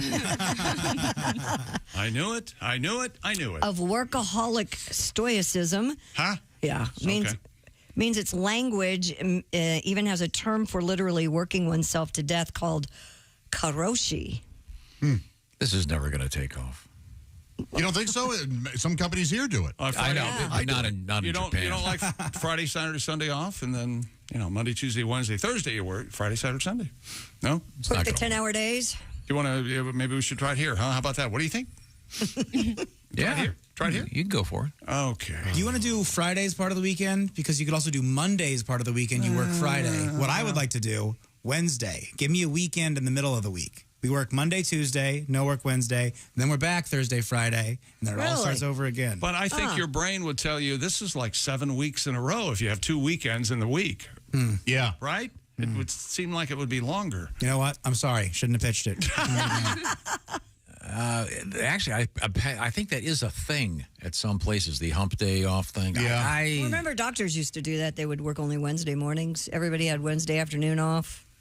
Our dentist does that, I think, one of his days. Chinese restaurant I like closed Tuesdays.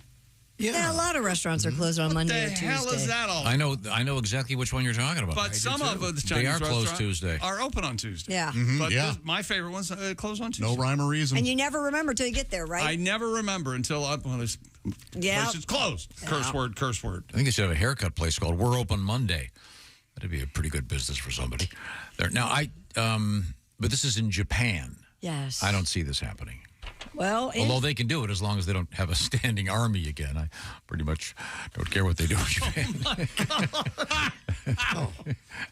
Japan and Germany can do whatever they want. Yeah, just as long as no army. Not a lot of weapons. All right. On the other side of this Japanese... I mean, in Japan, aren't they quite literally the hardest working people of any Yeah, that's why they have a civilization? word for it. I mean, aren't they working 12 hours a day, 5 days a week? Karoshi means you worked yourself to death, which is why I have another story from there. I long for the honor of working myself to death.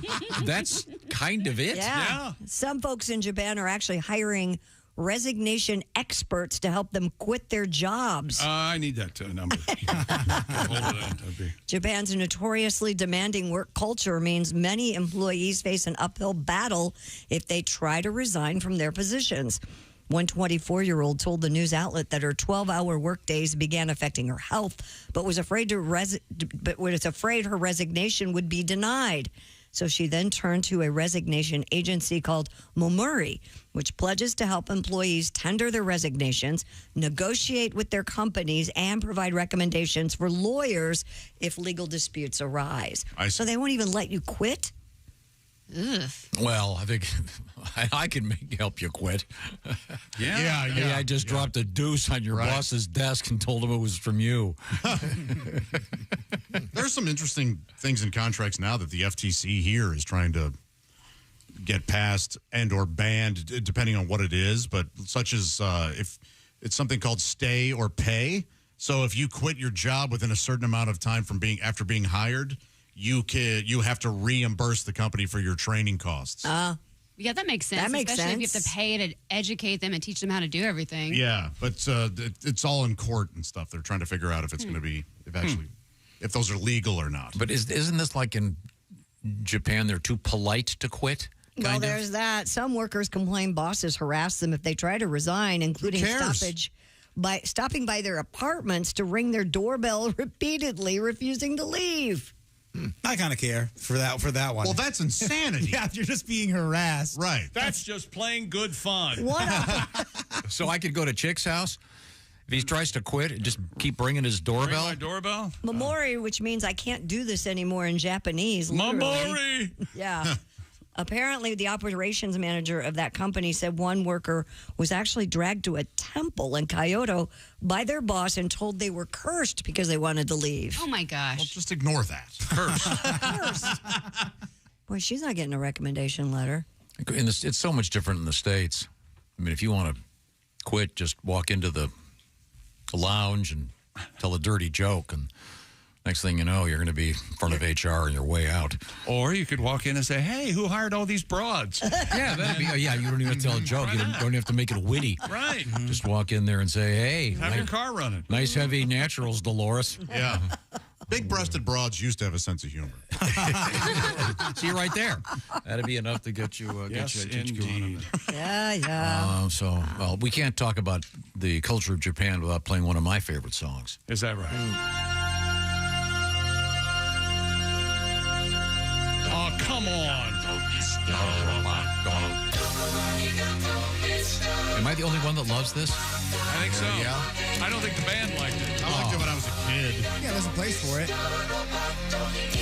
Look, if you're going to play sticks, play something off Paradise and just call it a day. No, I saw the Mr. Roboto concert live Is in that person. right? Oh, it's great. Is that where he's sitting on the piano bench looking out at the... And I'm not sure what he's doing. They're wearing the robot suits. Their spoken words. Yeah. Didn't that drive Tommy Shaw crazy, Yes, I it believe? did, yeah. Okay, good. But it's still... Good. He drives me crazy. It was... he does sing real high, doesn't he? Oh, he's great. I cannot stand Too much time in a scene. Oh, really? Yeah. What are you talking about? Oh, man. When I think of my voice, They're not all hits. I'll give you that. Rush Light. Or Lush. That's Dennis DeYoung, right? Yeah, this is Dennis. That's Dennis DeYoung? Isn't it? Yeah, who else would sing like that? But the He Mr. missed his Roboto thing was calling. cool. He should have been in a Broadway show. Tommy I think Shaw that's what he stuff was wanted. great. Come on. I mean, the same reason you hate Queen is the reason you like Styx. It doesn't make any sense. Well, that's because they're straight. Dad, you know you can't say that one, man. It was a joke. You know you have can't any irony say in it. that. shake it down, move it in, move it round, disco baby. Nobody can take a joke anymore. I feel like we were doing this.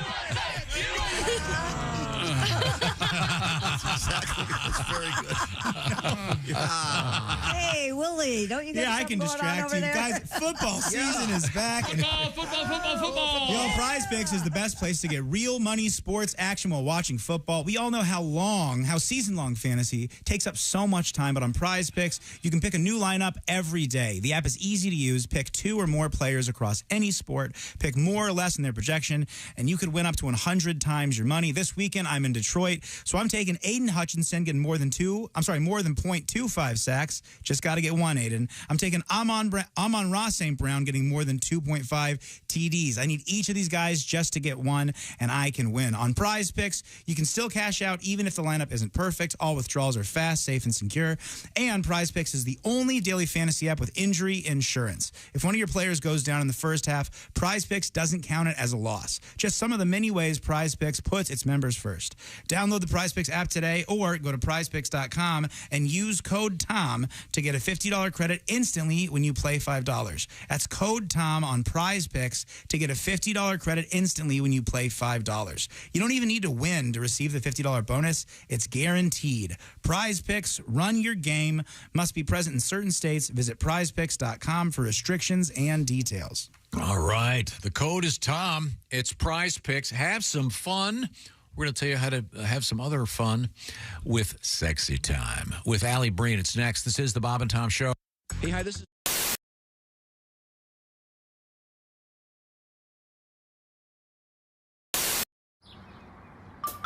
Is that Chick McGee? Why, it sure is. Chick McGee, who knows that an annuity from the folks at Silac Insurance Company means a retirement check in his mailbox every month. Chick works on perfecting his mailbox opening technique. Easy, Mr. McGee. Don't blow that elbow out. Chick isn't quite retired yet. He's just practicing for it. Because one day, Mailbox McGee will be taking his retirement the easy way. SILACINS.com. Silac Insurance Company.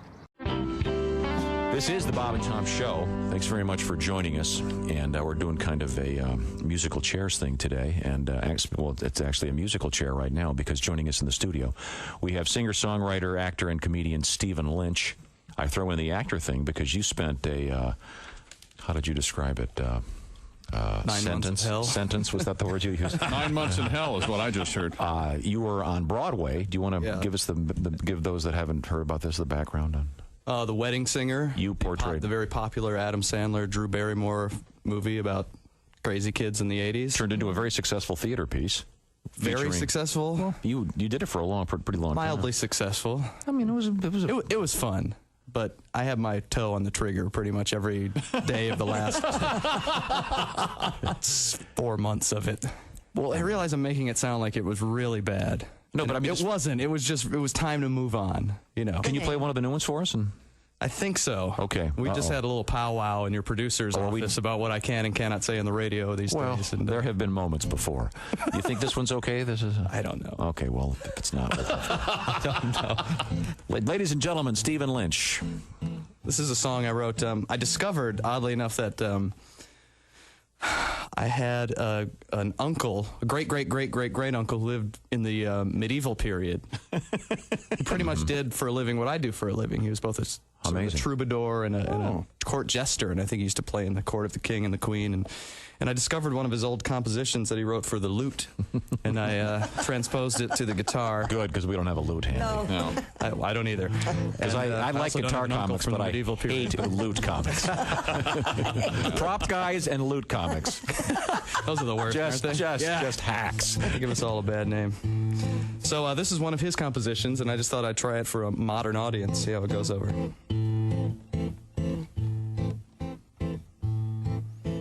Come, fair lady, to mine bed we go, and verily sweet pleasures we shall know. Yet, where thy belly meets thy limb, I beseech thee, give a trim, for thy bush doth overflow. Milady doth have a 70s muff. A 1470s muff. Zounds, it's as prickly as a Christmas wreath. Think it might hide some baby birds beneath. Pray, shave it off to make a coat. There are fur balls down mine throat, short and curlies twixt my teeth. I saith not thy is hirsute, but it looketh like thou hast buckwheat in a leg lock. My uncle was also a very hacky stand-up comedian. But soft, what hair through yonder girdle grows, to be or not to be put in cornrows. Oh, it is beastly and unruly, and it smelleth of patchouli, and that offends my nose. I saith not thou art furry down there, but it doth resemble Fidel Castro eating a London broil. Tra-la-la-la-la-la-la-la-la-la-la-la. Tra-la-la-la-la-la-la-la-la, medieval bush. Bravo. Stephen Lynch. Thank you, lords and ladies. Thank you. Stephen Lynch, ladies and gentlemen. What is a lute? A lute it looks like a pear-shaped ukulele. Yeah, it goes... Kind of a... Well, there's no neck. There's no neck, though. Look like guitars. I think those are lutes. To change an old joke just a little bit, the best sound a lute makes is when a banjo lands on it in the dumpster, or an accordion, one of the two. I'm sure there's You're really anti-lute, man. I do not.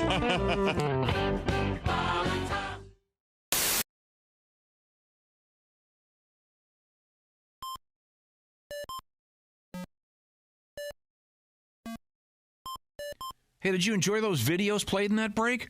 Check out the Bob and Tom YouTube playlist for more great stuff.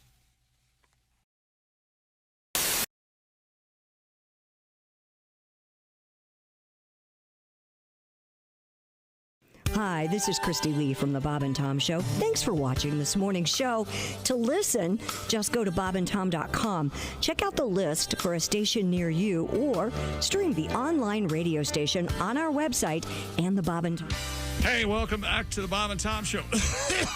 oh my. My goodness. Somebody Heimlich me. Okay. Am I okay? Yeah, I think you're all right. All right, thank you very much.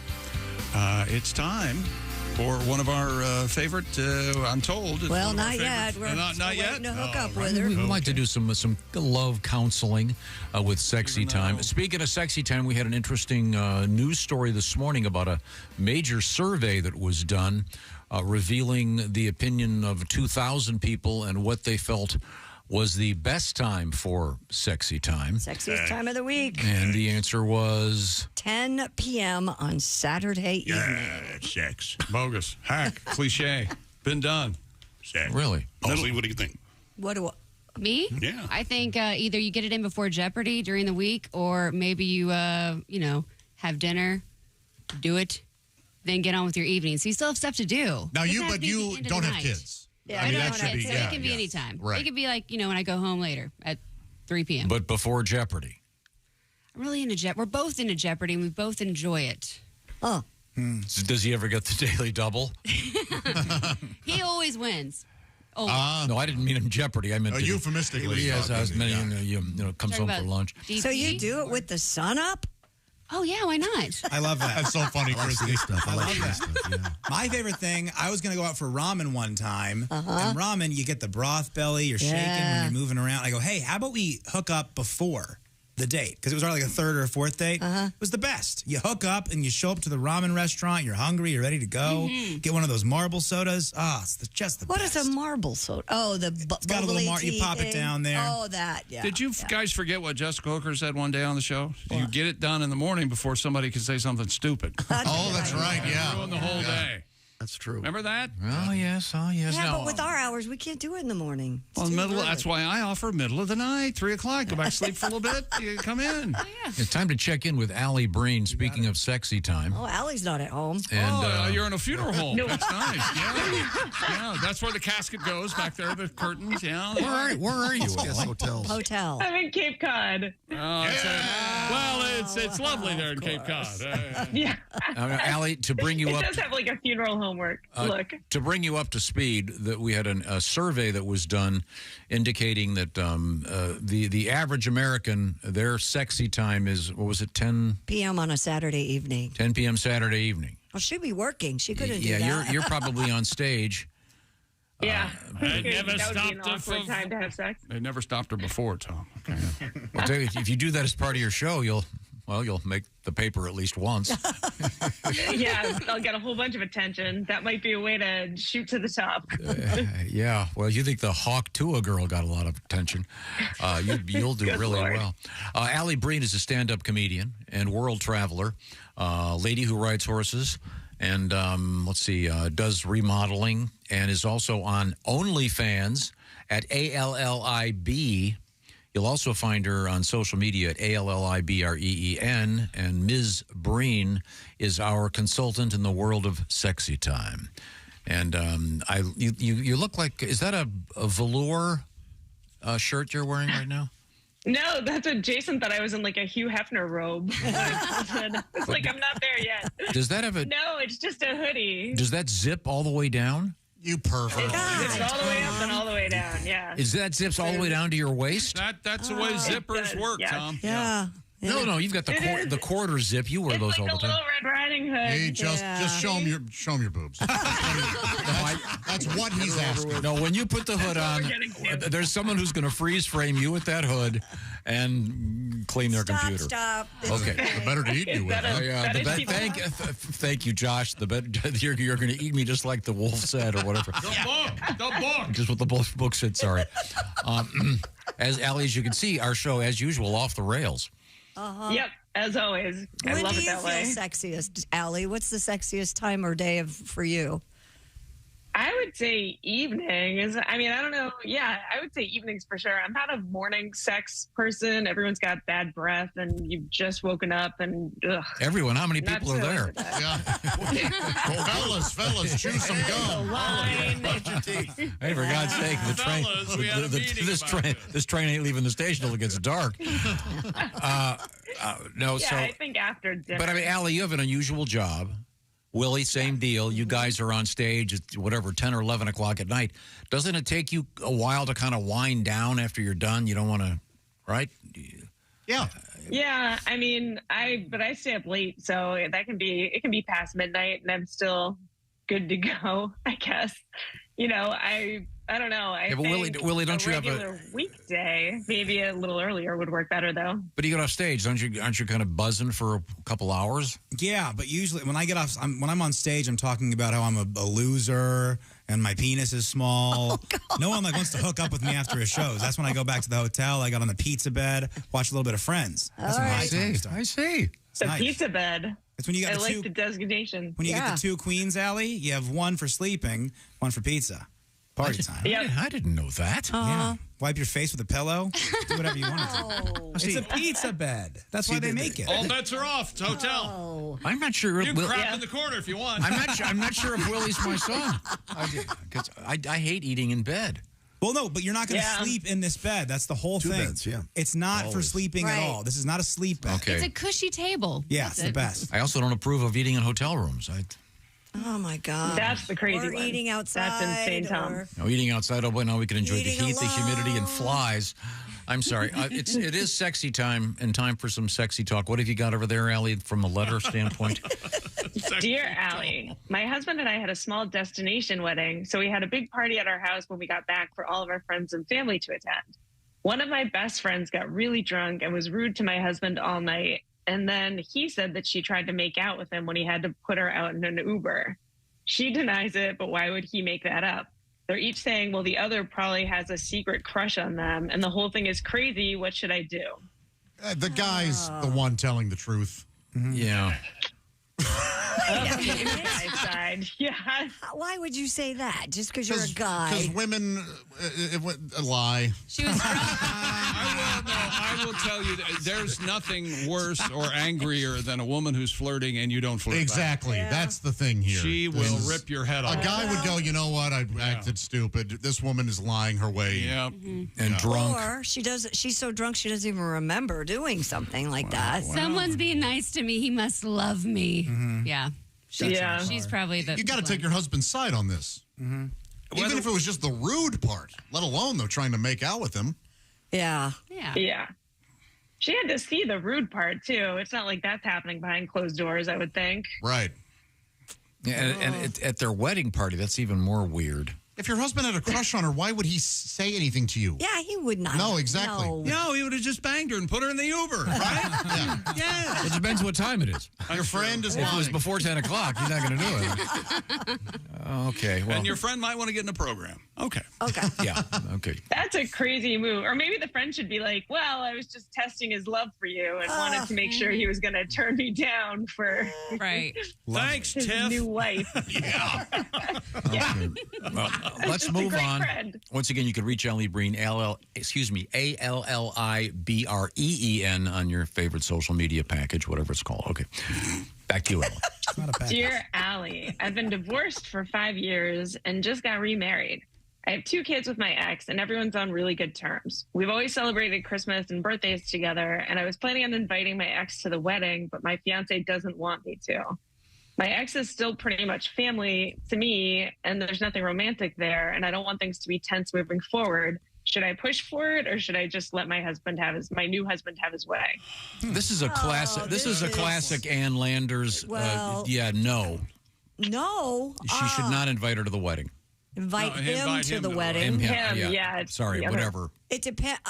I don't know how old her kids are, but I think it's really important for the kids to see that it's okay. I'm getting a new dad, but I still have my old dad, and we all are together. I agree with Christy. I think it's important that he's there. Would it be okay for the new groom when he's married to stick out his tongue at the old husband? Is that okay?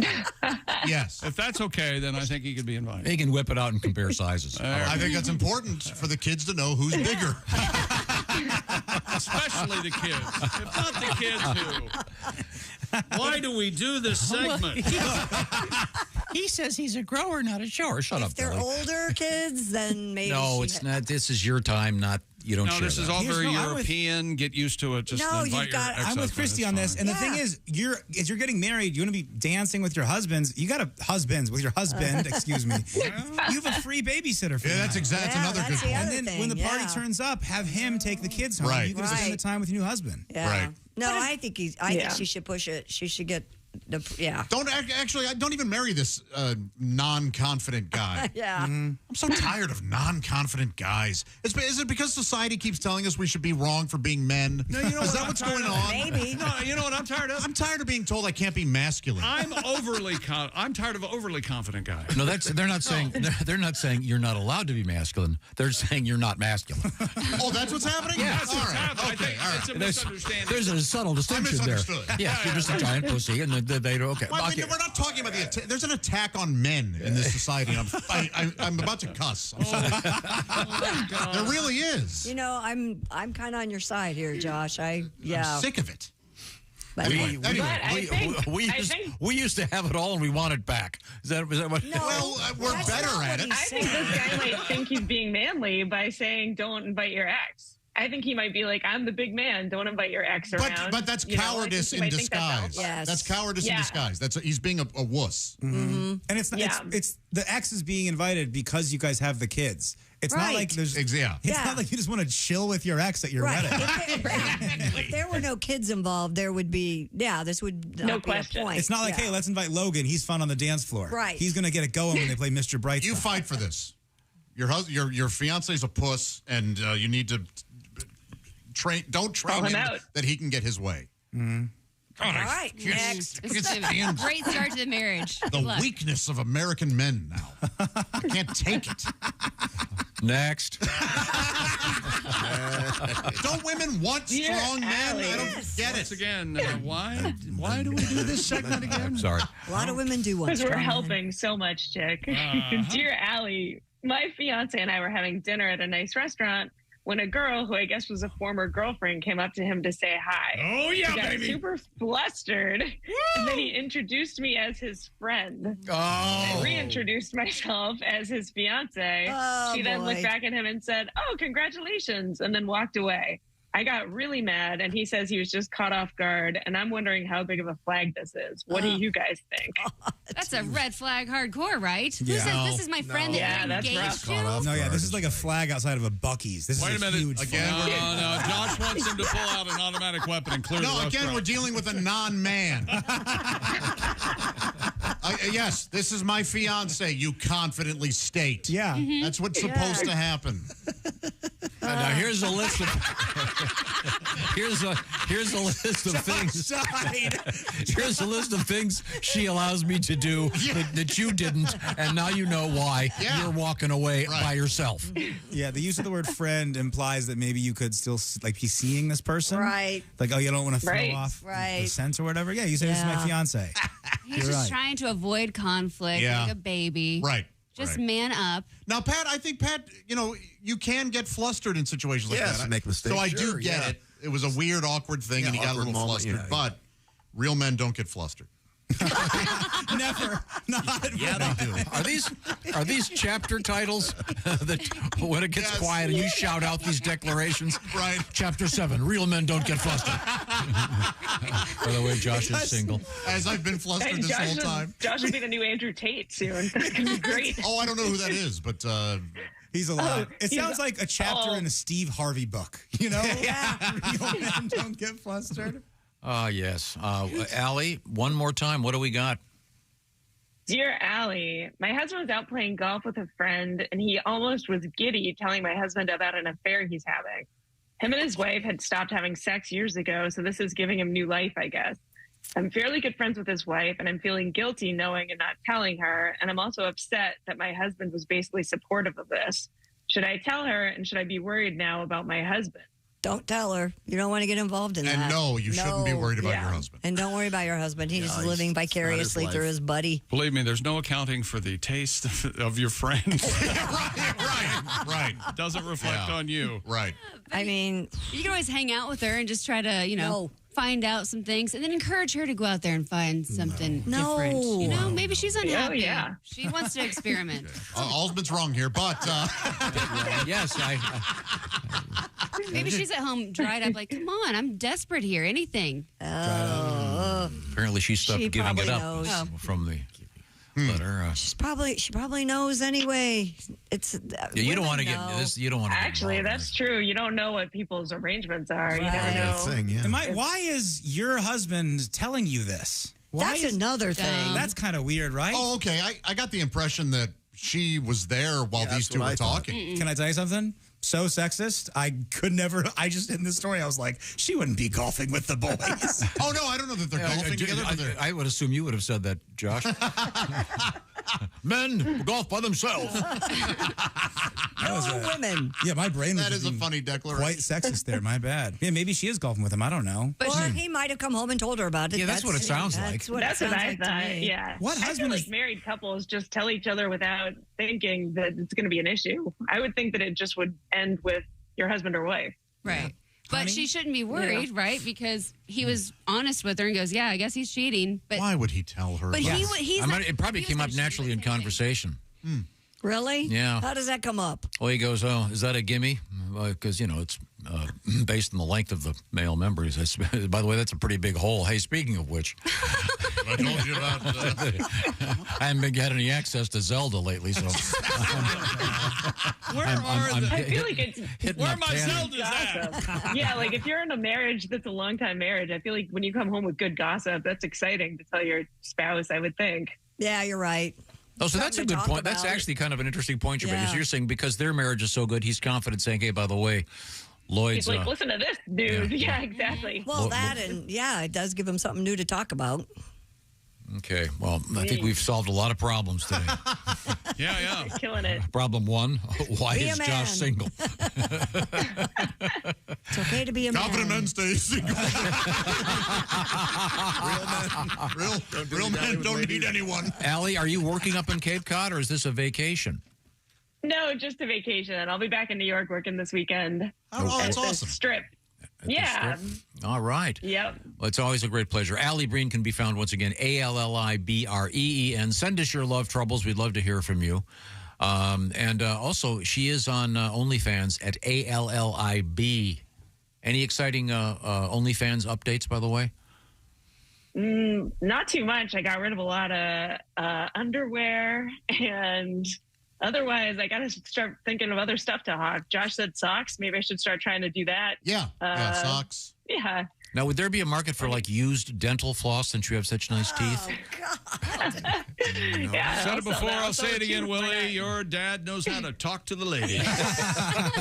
No doubt about it. Thanks, Allie. It's always a pleasure. You look great. Vacation. Hi, Allie. Have fun. Comic strip with Alli Breen in New York City. New York, in the big city. Don't we all have a sense of unease when we leave our home? Is the light on? Did I leave the garage door up? Oh, that's the worst one. I needed a security system and peace of mind about 10 years ago. That's why I did research and came up with Simply Safe, the do-it-yourself, design-it-yourself home security system. It's up to you where your cameras are, how many cameras, sensors. They have all of it at Simply Safe, and they've been protecting the compound for about 10 years now. And Simply Safe has fast protect monitoring and live guard protection. Simply Safe agents act within 5 seconds of receiving your alarm. It can even see and speak to intruders, and it stops them in their tracks. You'll never be locked into a long-term contract. Cancel at any time. Pricing is transparent and affordable at less than $1 a day and no hidden fees ever. And Simply Safe has been named Best Home Security System by U.S. News & World Report for 5 years running and offers the best customer service in home security, according to Newsweek. Easy to install and activate your Simply Safe system yourself in less than an hour. I've done it. Or you can choose professional installation to have a pro do it for you. Protect your home with 50% off. 50% off a new Simply Safe system, plus a free indoor security camera when you sign up for Fast Protect monitoring. Just visit simplysafetom.com. That's simplysafetom.com. Remember, there's no safe like Simply Safe. Thank you very much. Willie G tonight, Zany's Old Town. Lots of other cool shows I'll tell you about when we come back. This is the Bob and Tom Show. Become a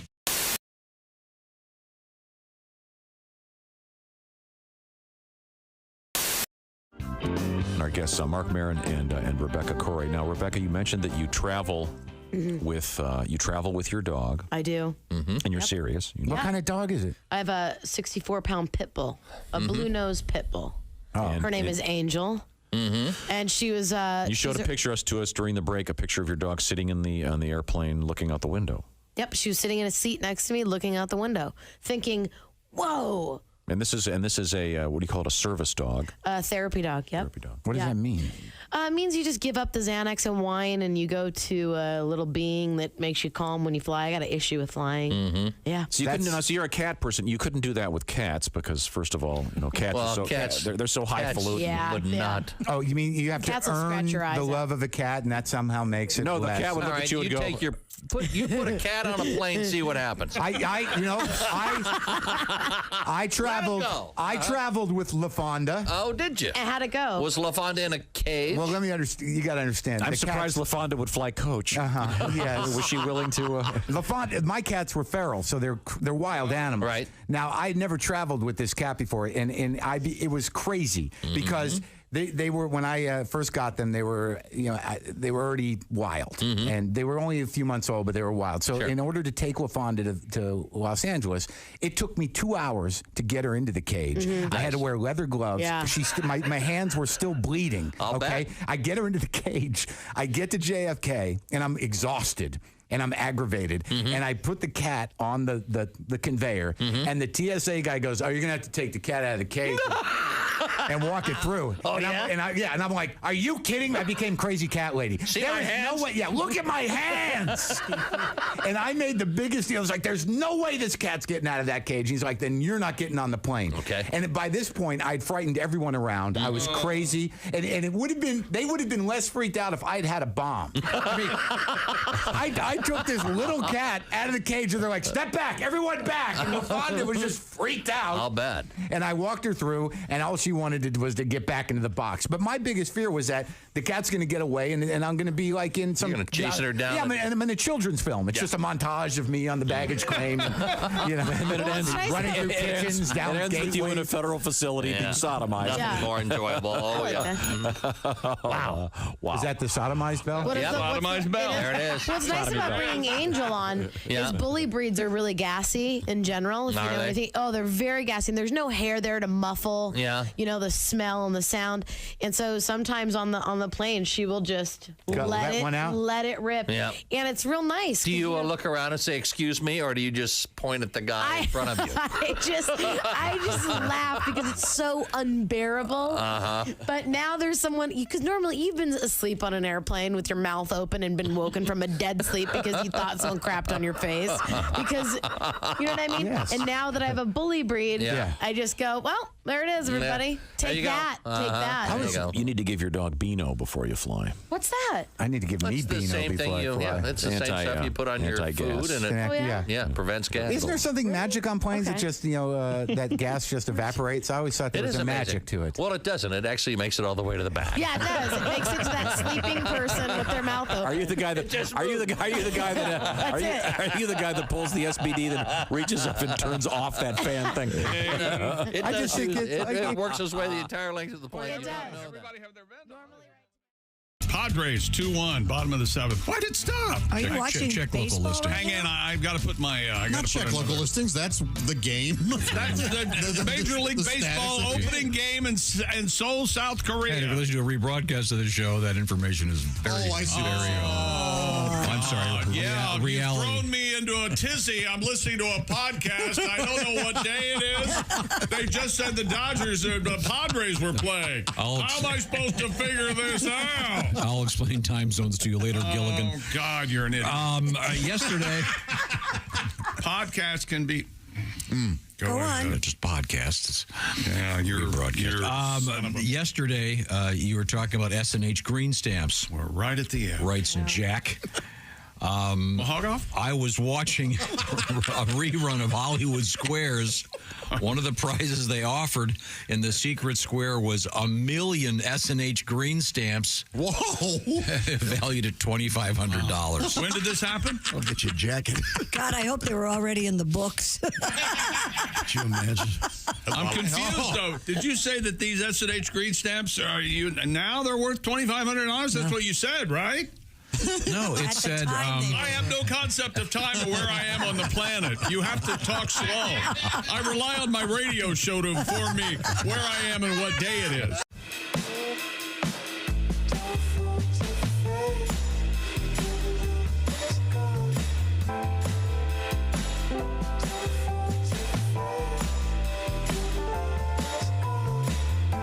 Hello, my name is Alexa. If you have a smart speaker and what to hear, Bob and Tom Radio, just say Alexa, play Bob and Tom Radio on TuneIn. Now, you try it. Alexa, play Bob and Tom Radio on TuneIn. That's the first smart thing you've said to me since you took me out of the box.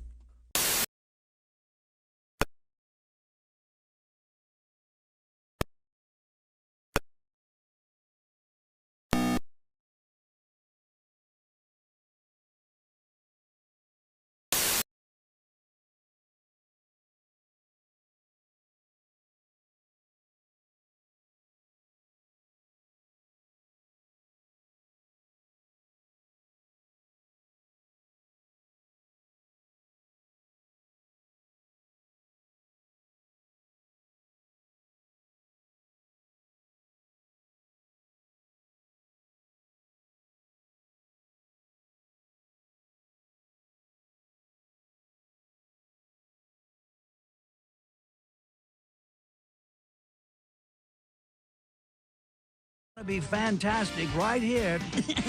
That's Thursday morning on the Bob and Tom Show. Bob and Tom.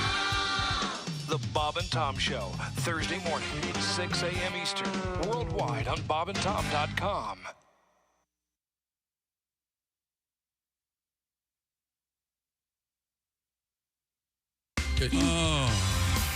Welcome back to the Bob and Tom Show.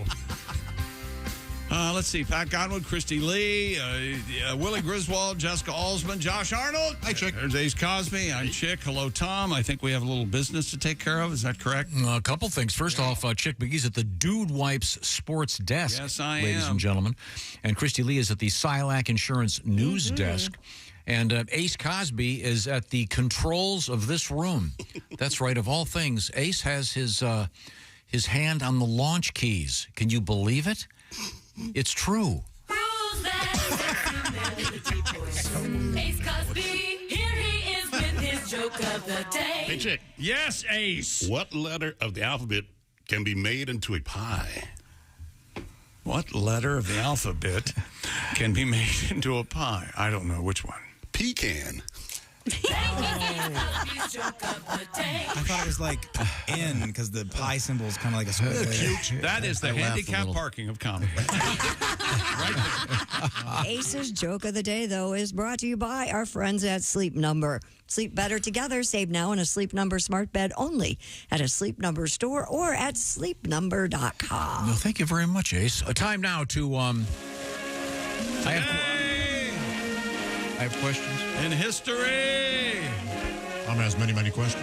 Tomorrow night, the NFL begins. I'm sure you're probably going to highlight that. No? Nope. I'm going to highlight 1682. 1682. Martin Luther. Nope. Oh. An astronomer first named Edmund. Hillary.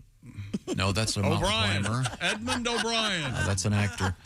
He observed the comet that would eventually be named after him. What is his name? Edmund Halley. And that's my question. Is or it Halley. Halley. Is it Haley or Halley? Well, first off, it's Bill Haley. I think we've gone back to Halley, haven't we? I thought. Because it's Halley, so I would think it would be Halley. Like Halle Berry. Let me consult Shine down here for a second. I just saw Haley's coming. Yeah, it's Haley. Haley's coming. Haley, yeah. Really? We've all been saying Haley. Josh, I love when you consult Shine down. I think it's Haley, though. We got to. We need. Did Mark Twain come in with Haley's comment? Went out with Haley's comment. That movie. Haley. Yeah. I like Haley's. I say Haley, but I'm. But is that because of Bill Haley in the comments? It's Bill Haley in the comments. Yeah. It's not Bill Haley in the comments. How about this one? 1888, George Eastman patented the first roll of film and camera registered as what, Josh? Camera and film registered as the Kodachrome? Close. Kodak. Oh, okay. Oh. Kodak. Kodak. I love that show. Give me the Telly Savalas is Kodak. Gives me the greens Well, that was of Kojak. summer. Make it all a sunny day. Great Oh, song. yeah. Great song. Nope. It's one of his best. Very good song. Nope. Oh, yeah. Wrong. All the other ones are in black and white. Great stuff. Now, back in those, when was this? 1888, did you ever see those photographs they have of people pulling up in a horse and buggy to those little tiny photo booths? Photomats? Photomat? That's very silly. By the way, where are those things now? In a warehouse in New Jersey. Okay, I keep telling you that. You were going to say that. Okay, 1893 author Beatrix Potter wrote the first story of what Alsy? Little Red Riding Hood. Good shot. Her friends must have called her Trixie, right? Think Beatrix. bunnies and think cheese. Buddies and cheese. Bunnies and dicks? That's right. Peter Kojak. Oh, Peter Cottontail? The Velveteen Rabbit. Wasn't that Beatrix Potter? No, Peter Rabbit. Peter Rabbit. Oh, Peter Rabbit. Okay. Otherwise known as Velvet. That's not it at all. Now, here's one in 1922. This is a tough one. 1922, William Walmsley. Williams, I had some qualms. Yes. He was an attorney. Qualms about the Walms. William Lyons found the Swallow Sidecar Company. That means she really loves you. They founded the Swallow Sidecar Company, which became... They changed their name to... Harley Davidson. Jaguar. First they changed the name to Relax, Baby, just protein. Second. Stop crying. All right, you can go to the Spit Sidecar. Oh, God. Wow. Yeah, I'm glad they went into the sidecar business. I mean, nice, but relatively minor in comparison. Not a lot of sales there. Yeah, a lot of cool Jaguars out there. 1950, one of my favorites, the comic strip Beetle Bailey debuted. I thought you didn't like Beetle Bailey. Well, it's kind of a rip-off of Sad Sack. Rip-off? Was Sad Sack first? I don't know. I don't think so. I think it was. Velveteen Rabbit was Marjorie Williams. For all those out there. You have to let's shut see. up. 72, The Price is Right debuted on CBS. I would be the worst contestant ever on that show. You would give George Bush, the first one, a run for his money on what things cost. I have not always easy. No idea. And plus you have to adjust for Burbank pricing. It's a whole thing. Yeah. Yeah. There's somebody in a documentary who's an expert on The Price is Right and has done like a flow chart or something. Yes. I loved it. And has all the prices ever on The Price That's is a Right. great documentary. Yeah. Yeah. This is a good He's a one. sad man. Yeah. Christy Lee. He's all by himself. 1998. Yes. A company was formed by Larry Page and Sergey Brin, or Sergey Brin. I'm not sure how to pronounce his name. What was it? Reality Kings. You use it every day. Bang Bus. The answer is Google. I did not know that. Yeah, and those guys are... It's become They're a doing verb. all right. If you Google cash, there's a picture of them. Yes. Thank you very much. This is the Bob and Tom Show. For a complete copy of the Bob and Tom Show contest rules, go to bobandtom.com/contest-rules. Or just scroll down to the bottom of the page and see contest rules. This is the Bob and Tom Show.